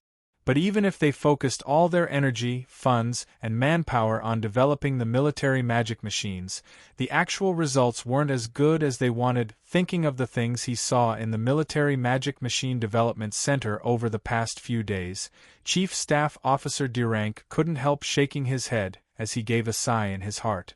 Chief Staff Officer Durank, good morning. Great Magician Maev is waiting for you. A researcher wearing a magician's robe passed by and greeted Chief Staff Officer Durank. Good morning, I'll go see him now. Chief Staff Officer Durank replied before quickly heading deeper into the base. After entering a large valley, Chief Staff Officer Durank saw the manager of the Military Magic Machine Development Center, Great Magician Maev. Great Magician Maev was one of the 7 great magicians of the Sac Kingdom. He was the vice principal of the Royal Magic Academy. When he saw the Military Magic Machine Development Center, he took the initiative to transfer here. The magic car that Chief Staff Officer Durank saw before was made by him. Seeing Chief Staff Officer Durank come over, Great Magician Maev waved his hand at him. Chief Staff Officer Durank, you came right on time. As for the Frestek Chamber of Commerce's long-range magic cannon you mentioned yesterday, I still have a few questions to ask you. Please ask. Facing a respected great magician, even if Durank was the chief staff officer of the Spirit Turtle Regiment, he was still very polite. You said yesterday that when the new Flyer Guards attacked you, they were at least 2 kilometers away. But after my calculations yesterday, I found that this wasn't realistic. This was because, among all the known magic spells, only forbidden spells could have such a long attack range. But the new Flyer Guards can't casually release forbidden spells, isn't that right? Of course. Chief of Staff Durank nodded. Chief Staff Officer Durank nodded. If the new Flyer Guards could casually use a bunch of forbidden spells, the new Flyer wouldn't need to cause trouble for us because they would have easily ruled the signs. Chief Staff Officer Durank, this joke isn't funny at all. Great Magician Maev slightly knit his brows before shaking his head. I'm certain that it wasn't a forbidden spell because the power was far inferior. Since it's like this, there is only one possibility. It's the same principle as the magic trebuchets, using magic to fire magic cannonballs to attack. Do you agree? That should be the case. Chief Staff Officer Durank nodded, but he felt a little strange. Chief Staff Officer Durank was a bit surprised. Great Magician Maev, didn't you already confirm this? Moreover, based on the information from the spies we sent to the New Flyer, this is the basic principle behind many of the New Flyer's military magic machines. For you to suddenly ask this question, I just want to confirm it. Great Magician Maev said with a serious look, because this is related to a very important question. What kind of magic did the New Flyer's military magic machines use to fire the magic cannonballs so far and accurately hit the fortifications in front of you without hitting you in the back? Chief Staff Officer Durank was a bit surprised before remembering that this was indeed a question. When he was forced back by the New Flyer Guards, he didn't think about it. He just thought that with the might of the New Flyer's military magic machines, this was a natural result. But now that Great Magician Maev reminded him, he realized that what the New Flyer Guards did was actually very shocking. It was fine if it was a long-range attack, but how did the New Flyer Guards control their attacks to such a precise range without causing any casualties? It had to be known that even arrows could make mistakes, but when they were attacked, the Shinfei Chamber of Commerce's magic cannons had all accurately landed on the front half of the Spirit Turtle Regiment's fortifications, where there were no soldiers. In the end, the fortifications that the Spirit Turtle Regiment had spent half a year carefully setting up were completely destroyed, but the Spirit Turtle Regiment didn't suffer a single casualty. If one thought about it carefully, this was even more shocking than the Spirit Turtle Regiment being wiped out, because this meant that the military magic machines in the new flyers' hands had reached an unimaginable level, even surpassing the common sense of Chief Staff Officer Durank. Seeing the change in Chief Staff Officer Durank's expression, Great Magician Maev knew that he finally understood what he wanted to ask. After a bit of silence, he waved his hand at him. Chief Staff Officer Durank followed behind him in a daze, and the two of them entered a large open field in the valley. There was a giant stand in the center of the field, and there was a thick metal tube on it that looked very powerful. This is the magic cannon that we developed based on the information provided by the Military Intelligence Department. Help me take a look on the side and give me your practical experience. Great Magician Maev said. All right. Chief Staff Officer Durank replied with a nod. However, looking at the magic cannon in the open field that seemed very powerful, but also very clumsy, he didn't have any expectations in his heart. The new flyer's magic cannon could even accurately hit a target. Could this magic cannon have even half the power?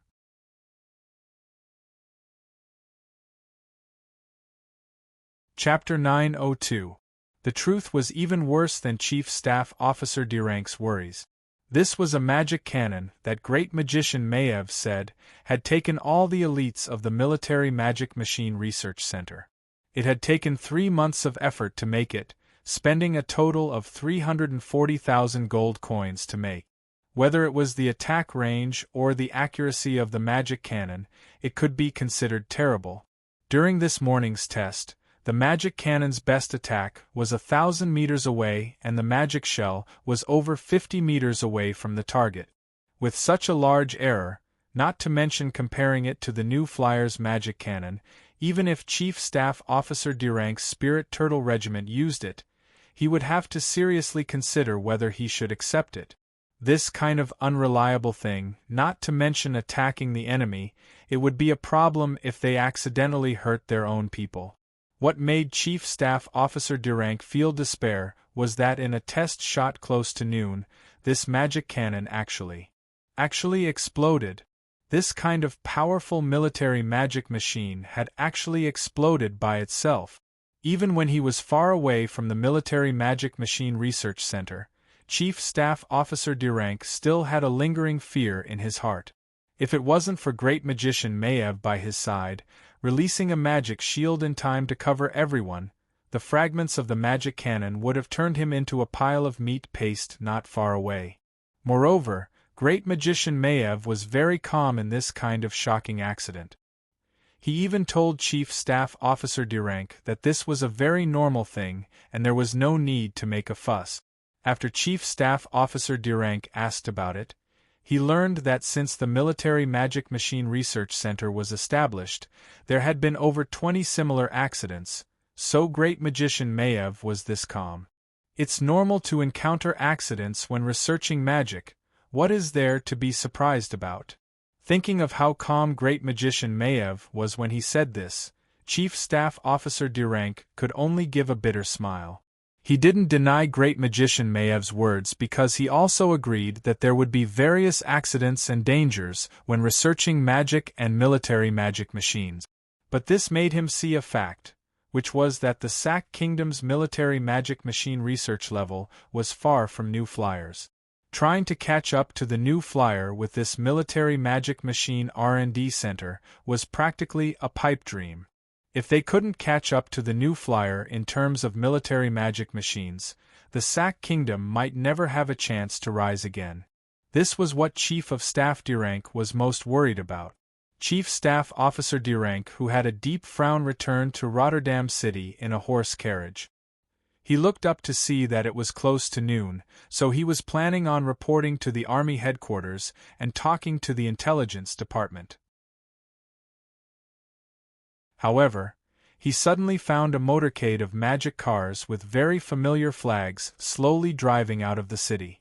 Since the Lampari Kingdom and the Sac Kingdom established diplomatic relations and the new flyer began cooperating with the Sac Kingdom, it wasn't strange to see magic cars in Rotterdam City.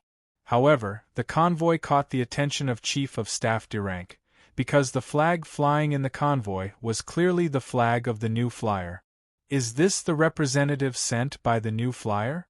Why did they suddenly come to Rotterdam City? Chief of Staff de Rank had this question in his mind before he suddenly thought of something.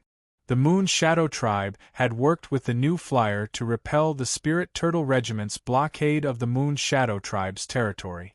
Although this wasn't announced and it didn't cause much of a stir in the Sac Kingdom, even the Royal Army headquarters didn't discuss this matter.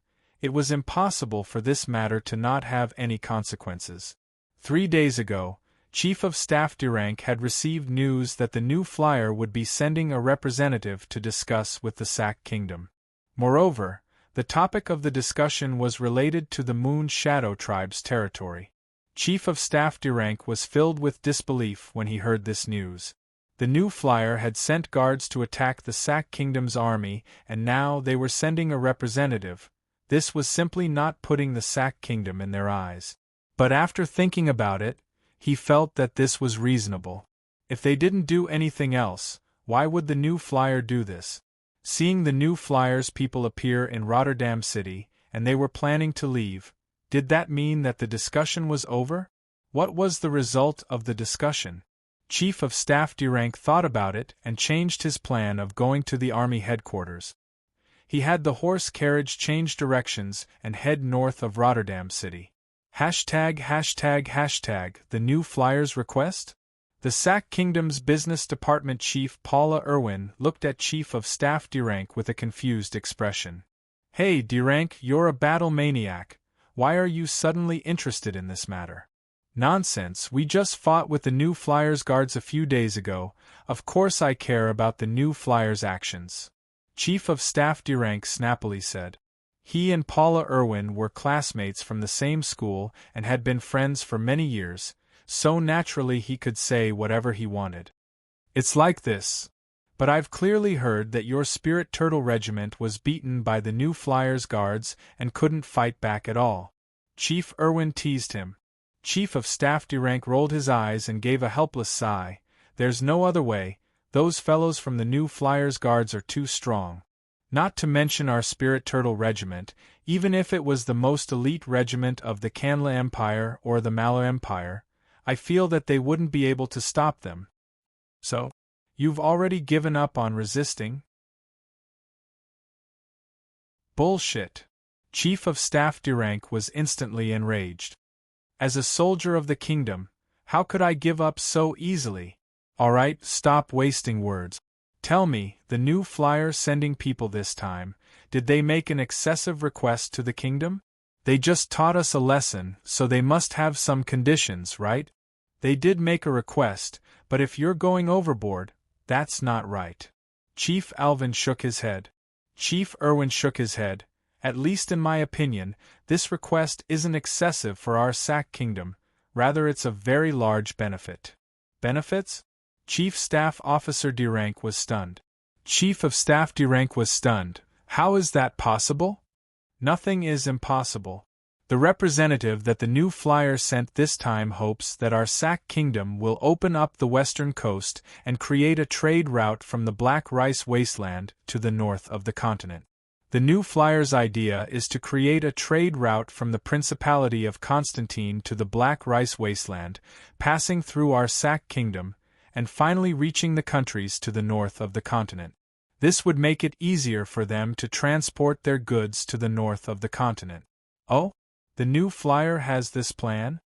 Chief of Staff de Rank thought for a bit before he couldn't help slowly nodding. This is indeed the style of the new flyer and it's very feasible. But didn't I hear that the new flyer sent a fleet to explore the northern seas a while ago? Since they want to open a trade route on the sea, why would they spend so much effort to open a trade route on the land? A trade route on the sea and a trade route on the land can't be treated the same. The most obvious difference is that once winter comes, the northern seas will freeze and the new flyer can't rely on the sea. So if I was Sui, I would also look for a trade route on the land. Irwin explained. Oh, this means that the new flyer sent the guards and the Moon Shadow Tribe's elves to attack us because of this? Based on their actions, it should be like this. Then why would they do this? They could just talk to the kingdom. Chief of Staff Durank said in a confused voice. Do you think that if the new flyer didn't do anything, the kingdom would easily agree to let their caravans pass through? Chief Irwin asked back. This. Chief of Staff Durank thought about it before shaking his head with a bitter smile. There were quite a few people in the Sack Kingdom who hated the new flyer, especially the army headquarters. There were very few people who could look at the new flyer as objectively as Chief of Staff Durank. If the new flyer came to the Sack Kingdom to open their territory, it would be seen as a provocation by most people, so it would be strange if it was approved. Hey, when did our Sack Kingdom become someone who bullies the weak and fears the strong? Chief of Staff Durank gave a bitter laugh in his heart. When he looked up to find that Chief Irwin was smiling, he couldn't help asking in a curious voice, Why do I feel that you're very happy? Don't you think that it's shameful for the new flyer's caravans to run through our Sack Kingdom? Shameful? Chief Irwin blinked in a daze, as if he didn't understand this at all, but then he revealed a smile. All right, I understand the thoughts of soldiers like you. But to be honest, to me as the business department's chief, the Frestek Chamber of Commerce is the best partner. We should have taken the initiative to cooperate with them. We shouldn't have any enmity with the Frestek Chamber of Commerce. Why? Why? Durank, you soldiers only know how to ask for funds, but you've never cared about where the kingdom's funds come from, right? Chief of Staff Durank's face turned a bit red before he said with a cough, This. I still care about it a bit. I know that the kingdom's finances aren't that good, so the funds are quite tight. It's good that you know. Chief Alvin snorted. Chief of Staff Durank gave a cold snort. Let me tell you, since we started cooperating with the new flyer 2 years ago, our Sack Kingdom's business tax has greatly increased each year. Especially this year, if everything continues like this, the business tax this year will be 4 times higher than 3 years ago. Do you know what this means? More than 4 times? Chief Staff Officer Durank was shocked. Chief of Staff Durank was shocked. It's that exaggerated? It's that exaggerated. Chief Irwin said with a serious look, Durank, this time the new flyer took the initiative to cooperate with us. This is a good chance for us. Don't mention the new flyer deliberately making such a big move to force your army to make concessions. Even if they didn't do this, I would have asked you to make concessions on behalf of the business department. Seeing the righteous Chief Irwin, Chief of Staff Durank curled his lips and was speechless. Why did he suddenly feel that these soldiers who were wholeheartedly dedicated to protecting the kingdom seemed to have become sinners?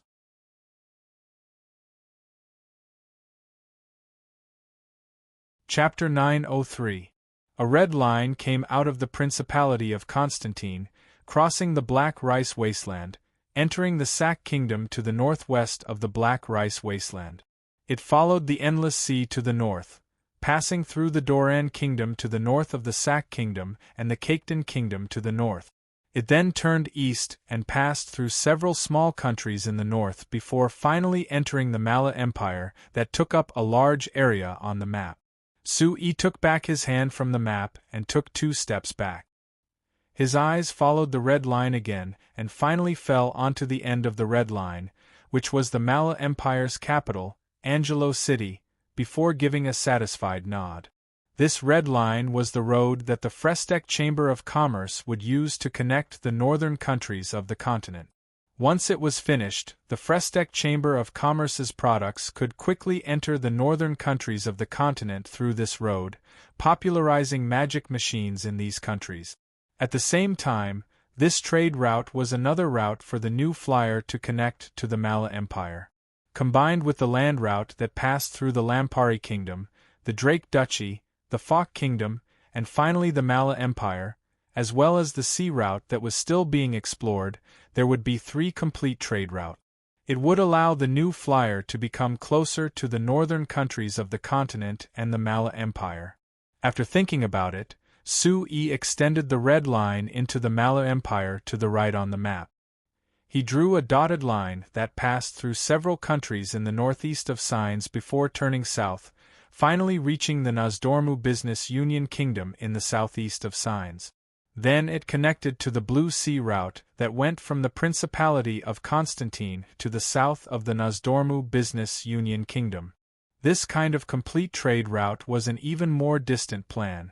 If it could be realized, it would be equal to the new flyer successfully promoting magic machines in every country in the Signs, which wouldn't be far from his dream. But if one looked carefully, they would find that there was a large gap in this ideal trade route, which was the Kandla Empire. Up until now, the Kandla Empire had only built a road that was less than 500 kilometers in the southwest province. Not to mention comparing it to the Principality of Constantine and the Lampari Kingdom, it was even worse than the small countries like the Drake Duchy and the Mirando Duchy. Although the Kandla Empire had shown interest in building roads before, after several months, they still hadn't implemented it. President Cruz was originally looking forward to showing off his skills in the Kandla Empire, but in the past few months, the Amsterdam Chamber of Commerce hadn't received any orders from the Kandla Empire to build road. On the contrary, the Mala Empire was very active.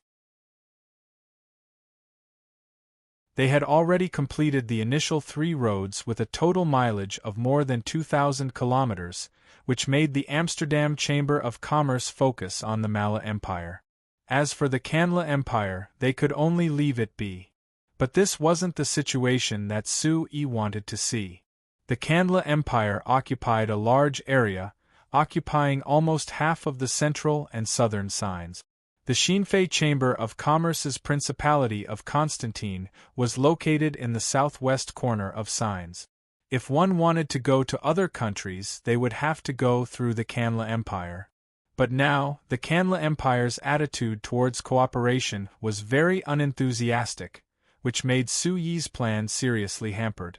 This huge blank space was like a fishbone stuck in Su-yi's throat, and he felt uncomfortable no matter how he looked at it. How good would it be if there weren't magisters in this world that could destroy the balance? Su-yi couldn't help but think. If it wasn't for the existence of the Kandla Empire's 9 magisters, Su-yi felt that the new Flyer Guard's current battle strength could easily crush the Kandla Empire's army. But it was because of the existence of the magisters that the new Flyer Guards couldn't deal with that Su-yi could only think of other ways to solve the problem. Forget it, I can only hope that the Kandla Empire isn't that stupid. Su-yi shifted his gaze from the Kandla Empire to the Endless Seas, which didn't show much on the map but was countless times larger than the Signs in the real world. There were currently 3 blue lines drawn from the Principality of Constantine's new flight commerce main base. One of them headed north, following the coast and finally circling to the north of the Mala Empire. One of them headed south, circling around the Principality of Constantine before turning east, finally reaching the Nozdormu Business Union Kingdom in the southeast corner of the continent. The other line headed west, deep into the Endless Seas, and stopped abruptly at the edge of the map. This line represented that Su-yi had sent the new Flyer Guards to explore the Endless Seas in the west. This fleet used the islands as bases to explore. Although they were slow, they were very stable. Up to now, they had already reached 600 kilometers away from the new flight commerce main base and controlled a large part of the sea that was larger than the Principality of Constantine. According to the exploration report sent back by this fleet, there were many islands in this sea area that had various mineral resources. Adding in the various marine resources, it could be considered rich in resources. If they could control the sea area, the new flyer would have a very solid backing and wouldn't be restricted by others in terms of resources. Thinking of the problem of resources, Su-yi slightly knit his brows. The Principality of Constantine wasn't big and its resources were very scarce, so the large amount of mineral resources and magic crystals that the Xinfei Chamber of Commerce needed came from the surrounding countries. Because of the rapid development of the magic machine industry in the Lampari Kingdom, there was a large increase in the demand for mineral resources and magic crystals, so it was very hard for the new flyer to obtain resources from the Lampari Kingdom. Other than the Black Rice Wasteland, the main source of resources for the Xinfei Chamber of Commerce was the Kingdom of Ruhr, as well as the Drake Duchy, the Mirando Duchy, the Norton Duchy, and other small countries. Recently, the new flyer had made deals with the Sak Kingdom and had obtained some mineral resources from the Sak Kingdom, which could satisfy the needs of the Xinfei Chamber of Commerce. But these countries were deeply influenced by the new flyer and their magic machine industries were developing, so their demand for resources would be as strong as the Lampari Kingdom. So it could be foreseen that it wasn't realistic for the new flyer to obtain mineral resources from these countries in the future. The reason why Su-yi sent out the new flyer to guard the fleet to explore the endless seas was to prepare for a rainy day. But because of the limits of technology, the Frestek Chamber of Commerce couldn't easily mine the resources in the sea like they could in the other regions. If they wanted to mine the resources on the islands, the cost was much higher, so it wasn't worth it.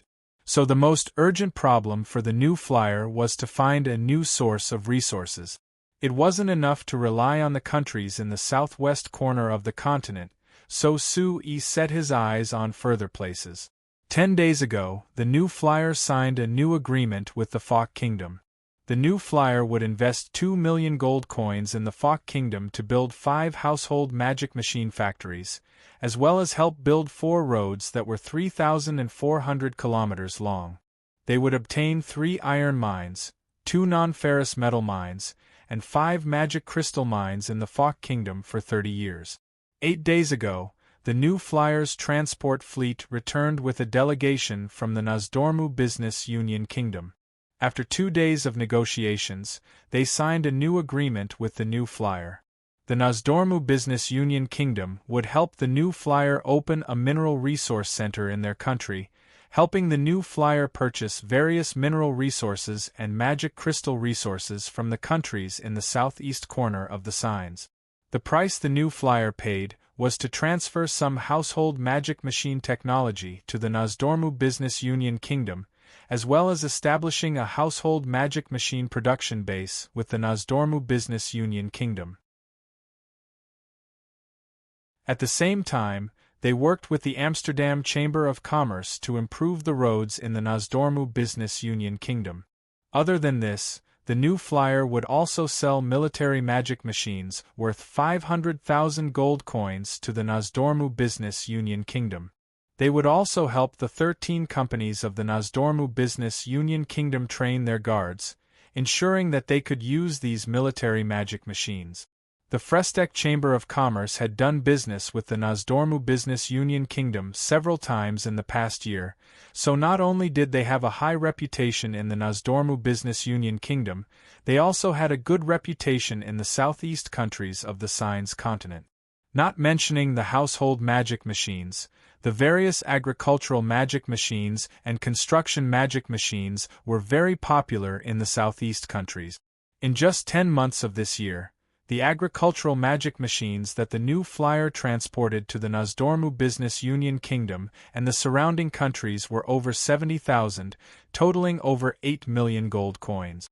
With the desire of these countries for these magic machines, the new flyer's plan to exchange for mineral resources from them went very smoothly. There were even 3 small countries that took the initiative to contact the new flyer after receiving this news, offering their mineral resources to the new flyer just to obtain enough agricultural magic machines, farming systems, and fertilizer from the new flyer. In the end, other than the countries in the southwest corner of the Signs, the countries in the Signs had always been worried about how to fill the stomachs of their citizens. Now that they knew that there was a way to greatly increase the grain yield of their countries, wouldn't they go crazy for it? So for the countries in the southeast corner of the signs, Sui was very assured. What worried him a bit now was the country closest to the Principality of Constantine.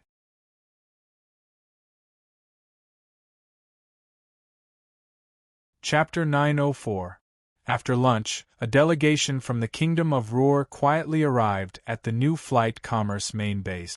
After the reception, the head of the delegation, the Speaker of the Kingdom of Ruhr's Parliament, Duke Boris, and 2 deputy heads of the delegation were invited to Su Yi's private manor.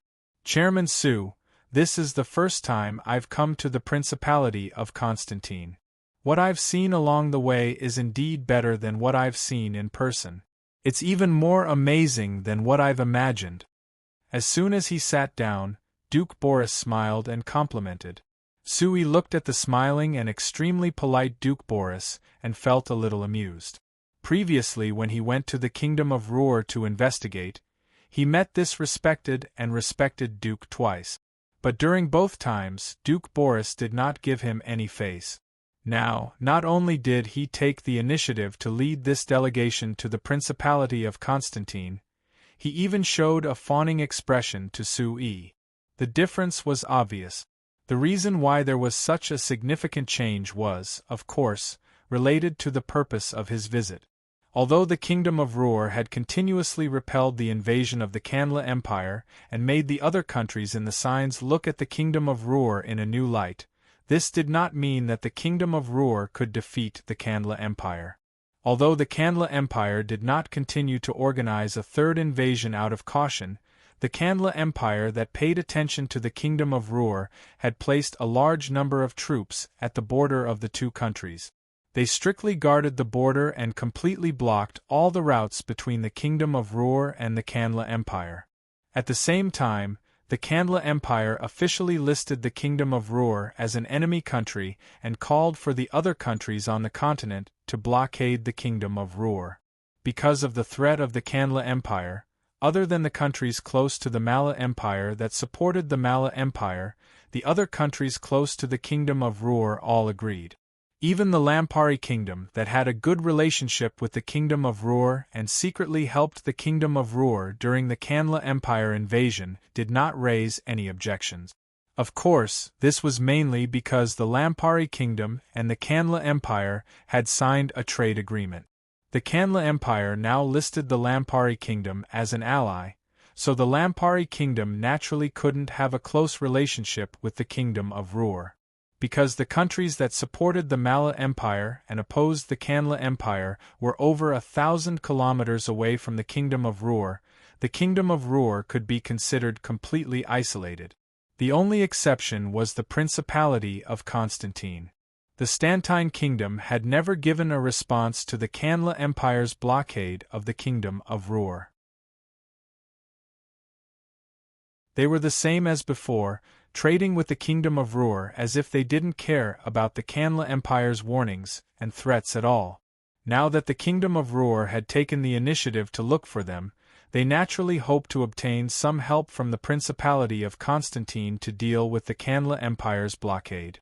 This was also the reason why this delegation was so high, with the leader being the chairman of the Kingdom of Ruhr's parliament, Duke Boris being so polite after seeing Sui. "Sir Duke is overpraising me," Sui replied with a faint smile. "I wonder how the Kingdom of Ruhr is right now?" Hearing this rhetorical question, the faces of Duke Boris and the 2 deputy heads beside him instantly became extremely ugly. Duke Boris gave a dry laugh and shook his head. "It's not very good. Chairman Su, I think you should be clear on the current situation. Because of the Kanla Empire's blockade, the kingdom's situation has been seriously affected. In the past few months, the kingdom's exports have dropped to 0. There are many merchants in the kingdom that have gone bankrupt, and there are even quite a few that have committed suicide." "That's right." One of the vice leaders on the side, Count Gondal, who was also one of the vice directors of the Kingdom of Ruhr's business department, gave a deep sigh. The kingdom's business tax has dropped by at least 60% in the past few months. If this continues, the kingdom's finances this year will be unimaginable. The various plans that were planned for next year will be delayed because of this, which is very bad for the kingdom. It isn't just the business tax, the most serious thing is the people's livelihood. Although with the agricultural magic machines and the fertilizer, the kingdom's grain yield is guaranteed and there is no need to worry about famine. But other than this, the kingdom's urgently needed goods are seriously lacking because of the blockade. The other vice leader was the Kingdom of Ruhr's livelihood department's Count Ank, who cared about different things from the business department's department. Right now, the most serious problem is medicine. Before, our Kingdom of Ruhr relied on importing herbs from other countries, but now because of the blockade, there are many key herbs that we can't buy. Just relying on the kingdom's herbs is far from being enough to solve this problem. Moreover, after saying this, Count Ank's expression dimmed and there were even tears that came out of his eyes. Last month, there was a flood in the southeast of the kingdom, which was very serious and was accompanied by a plague. When we left the kingdom, there were already over 200 people who had died from the plague. If we can't immediately solve the medicine problem, there will be more and more deaths. Count Boris and Count Gondal both had serious and depressed expressions, proving that Count Ank's words weren't false. Su-yi was a bit surprised. Although he knew that the Kingdom of Ruhr was greatly affected by the Kanla Empire's blockade, he never thought that it would be this serious, which really surprised him. Chairman Su, just as Duke Boris was about to speak, he was interrupted by Su-yi's hand. I will arrange for the Chamber of Commerce's transport fleet to send a ship of herbs to your kingdom as soon as possible. This is my assistance to your kingdom's people who are suffering from the plague. Duke Boris and the other two were slightly surprised and then overjoyed. Count Ank excitedly held Su-yi's hand. Really?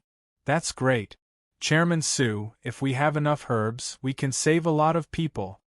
Su-yi secretly sighed, thinking that whether the three people in front of him were acting or not, the disaster they said couldn't be fake because this kind of thing wasn't easy to hide.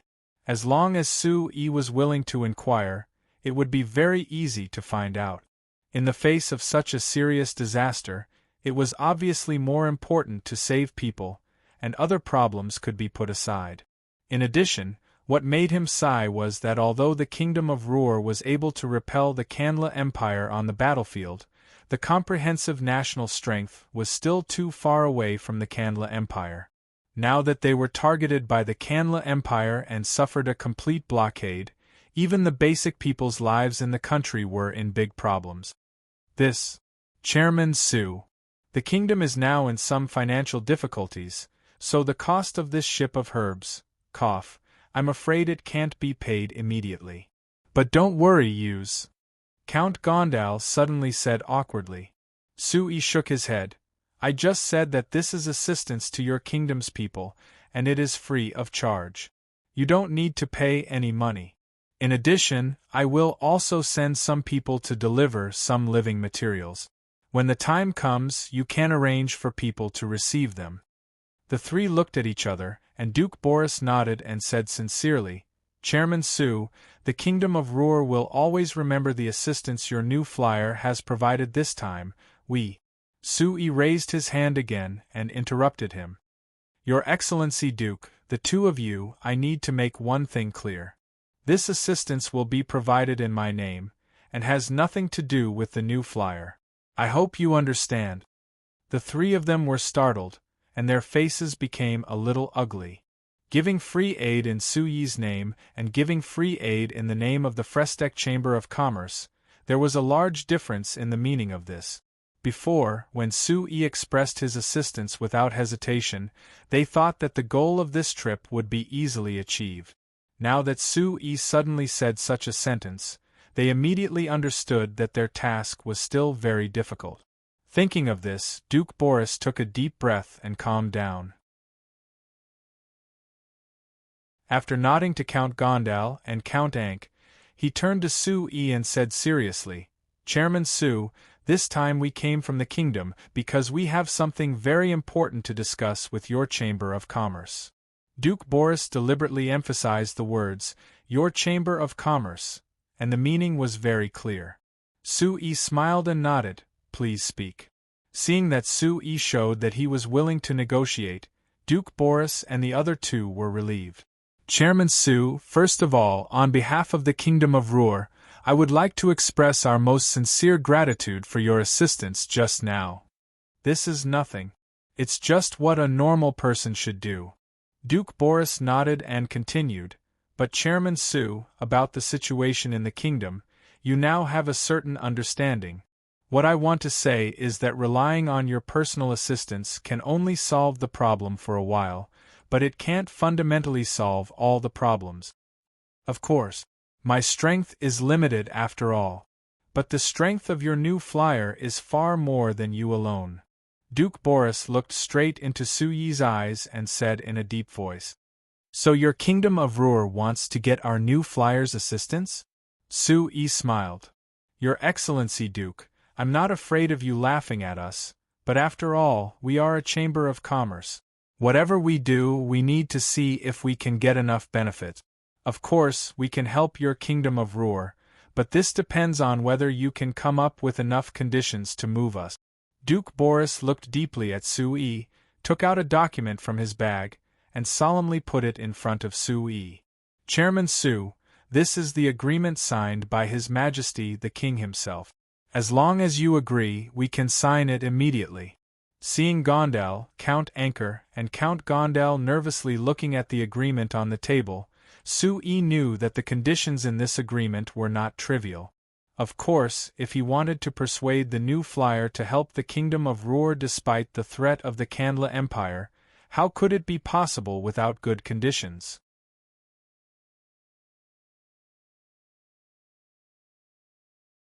Chapter 905. In November, even though the Kingdom of Ruhr was located in the south of Sines, the weather inevitably became cold.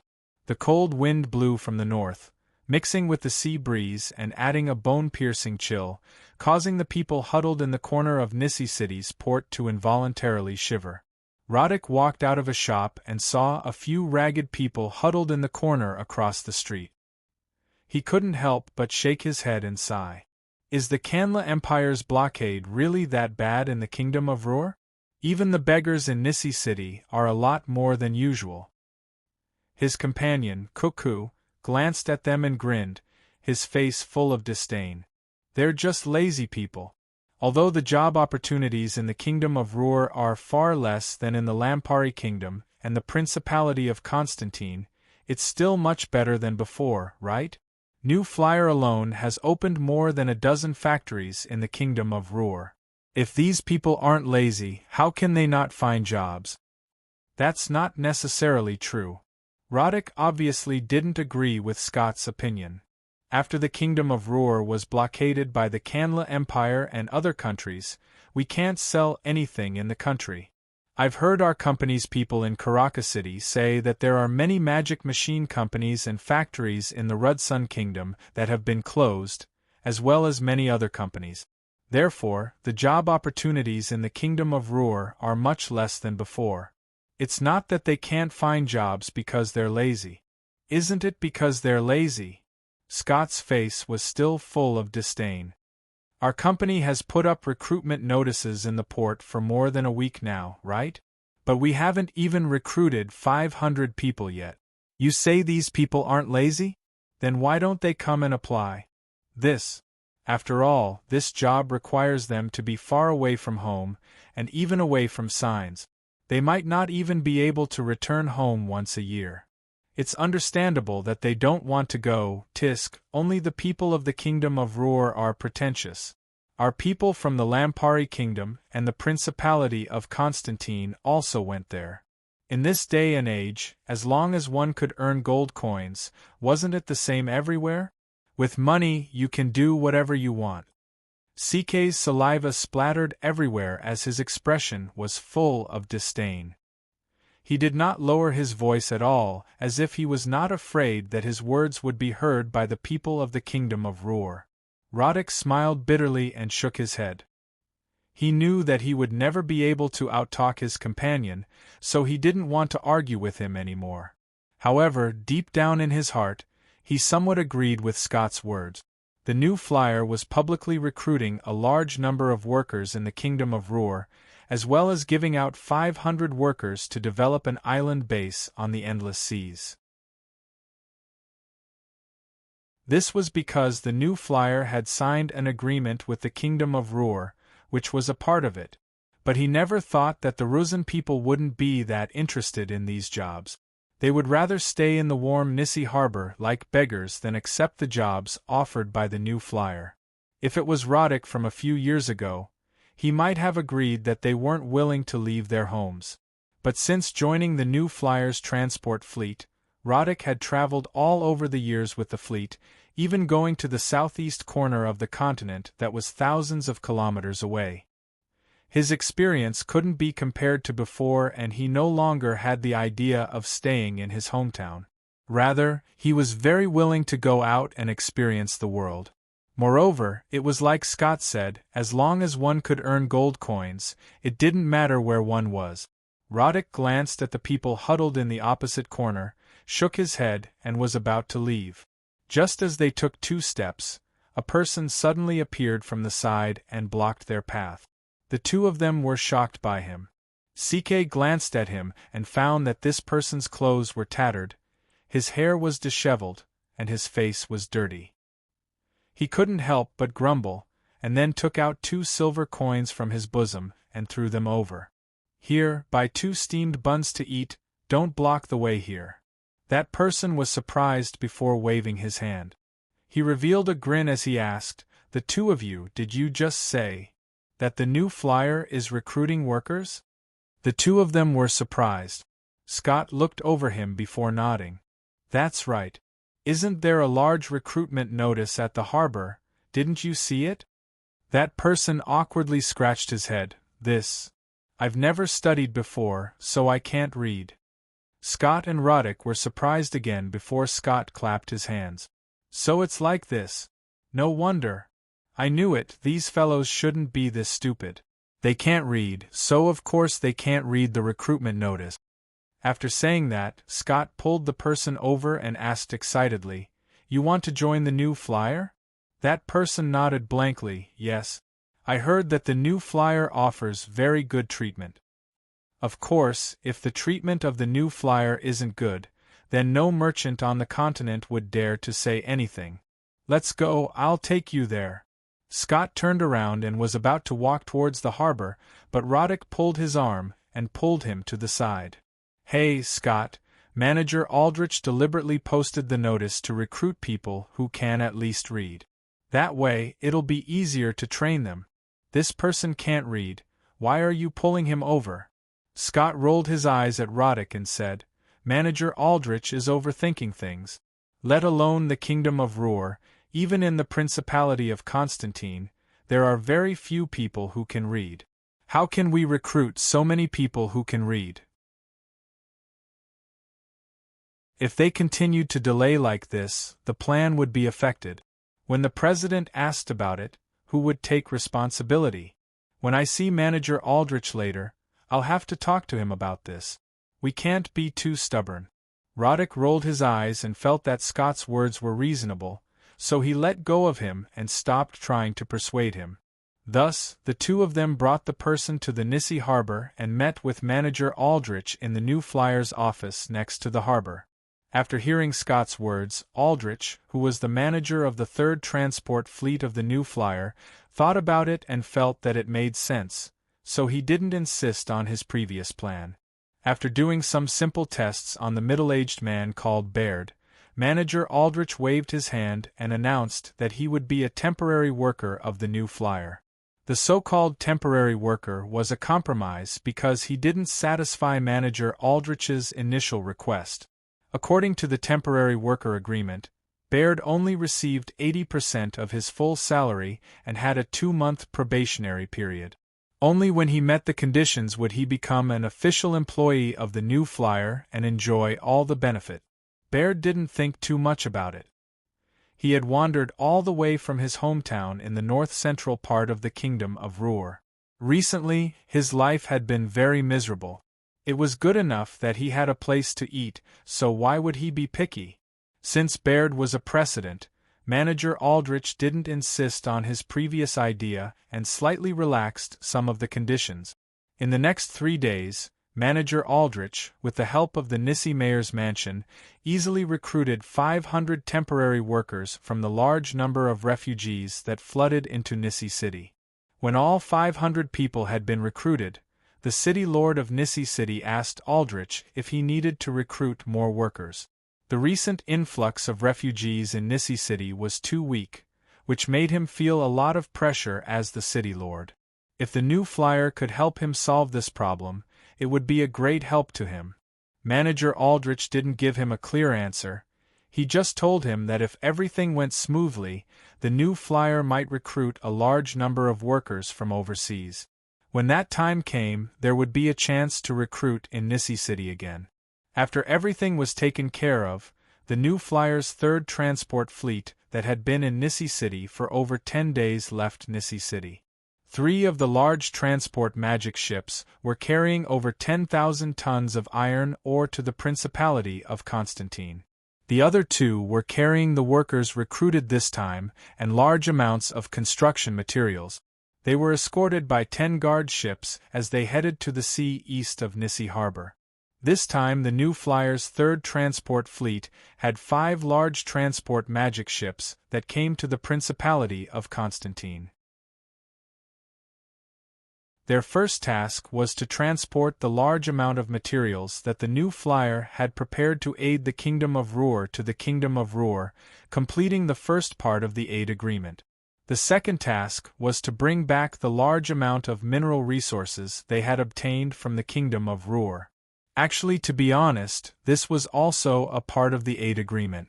According to the contents of this agreement, the new flyer would help the Kingdom of Ruhr in all aspects, helping them get through this difficult time. At the same time, they would work with the Kingdom of Ruhr to increase their investment in the Kingdom of Ruhr, improving the current situation in the Kingdom of Ruhr. The price that the Kingdom of Ruhr paid was to open up the mineral market to the new flyer, allowing the new flyer to buy all kinds of minerals at will. If it wasn't for this situation, King Tarek definitely wouldn't have agreed to this. But the Kingdom of Ruhr was in a serious situation and there were all kinds of natural disasters, so the internal situation was very unstable. He had no other choice other than asking the new flyer for help. The Third Fleet's final task was to continue developing the islands in the southern seas. According to the initial plan, the new flyer would develop 17 islands in the southern seas of the Kingdom of Ruhr and the Kanla Empire. They would build bases and magic signal towers on these islands, ensuring that communication was smooth and controlling these seas. The 500 workers and large amounts of materials on the 2 large transport magic ships of the Third Fleet could only satisfy the needs of 5 islands. As for the rest, it would depend on the initial development. However, as soon as they left Nissi Port and traveled less than 300 kilometers to the east of the Endless Ocean, the Third Fleet encountered trouble. You're tuning in to the Phoenix Knights YouTube channel. Don't forget to subscribe and join us on this journey to catch the most captivating stories.